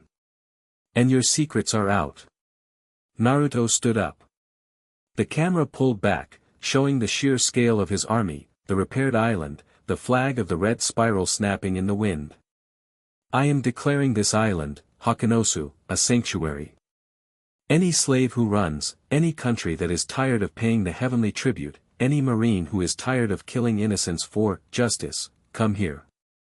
He clenched his fist, and for a moment, the viewers swore they could see red lightning crackle around the screen. "I am not here to be the pirate king. I don't care about treasure. I am here to break the wheel." He looked at the camera one last time, his expression shifting from anger to a fierce, sunny determination. "The era of rocks and waves is over. This is the era of the whirlpool. And if you want to stop it," he grinned, a smile that was half fox, half demon. "Come and get me." End of broadcast. The New World. The Red Force. Shanks poured a cup of sake. His hand was steady, but his eyes were serious. Beckman watched the screen fade to black. "He actually said it. He called out Emu. He didn't just call him out, Ben." Shanks took a sip. "He just started the final war." Shanks looked at the stump of his left arm. He remembered betting it on a new era. He thought that bet was Luffy. "2 suns," Shanks whispered. "Luffy is the dawn. But this kid is the storm that clears the clouds." He stood up, grabbing his sword. "Griffin. Raise the anchor." "Where are we going, boss?" Lucky Roo asked, chewing a rib. "To Hakanosu," Shanks smiled. "I think it's time to meet the competition. Kamabaka Kingdom." Revolutionary Army HQ. Monkey D. Dragon stood on the balcony, the wind howling around him. Sabo stood beside him, clutching a pipe, his eyes wide. "He knows about the weapon," Sabo said. "He blocked it. Is that even possible?" Anything is possible for a man who carries the weight of a world on his back, Dragon said. He looked at the wanted poster of Naruto on his desk. Prepare the ships, Sabo. We're moving. The winds of change are blowing, Dragon said, his cloak swirling. We cannot let him fight alone. If he creates a sanctuary, the government will throw everything they have at him. It is the distraction we have been waiting for. Hakanosu. The cliffside, the broadcast was over. The snail was off, Naruto leaned against the railing, letting out a long breath. Did I sound cool? I practiced that in the shower. Hancock giggled, stepping up to wrap her good arm around his waist. You sounded like a king, Naruto. Yamato leaned on her club, looking out at the sea. So, what now? We just wait for them to attack. No, Naruto said. He looked at the horizon. Now we build. We train. We get stronger. He turned to look at his crew. I need to learn how to use this sword properly, he pointed to a blade he had looted from the knights. And I need to learn more about this awakening stuff. Robin smiled. And we need to find the other ancient weapons before the government fixes theirs. Exactly. Naruto hopped up onto the ship's figurehead. He looked at the vast, dangerous, beautiful ocean of the One Piece world. He thought about his friends back in Konoha. He hoped they were watching somehow that he wasn't the Hokage here. He was something else. Something wilder. Let them come, Naruto whispered to the wind that he raised his fist to the sky. I'm just getting started.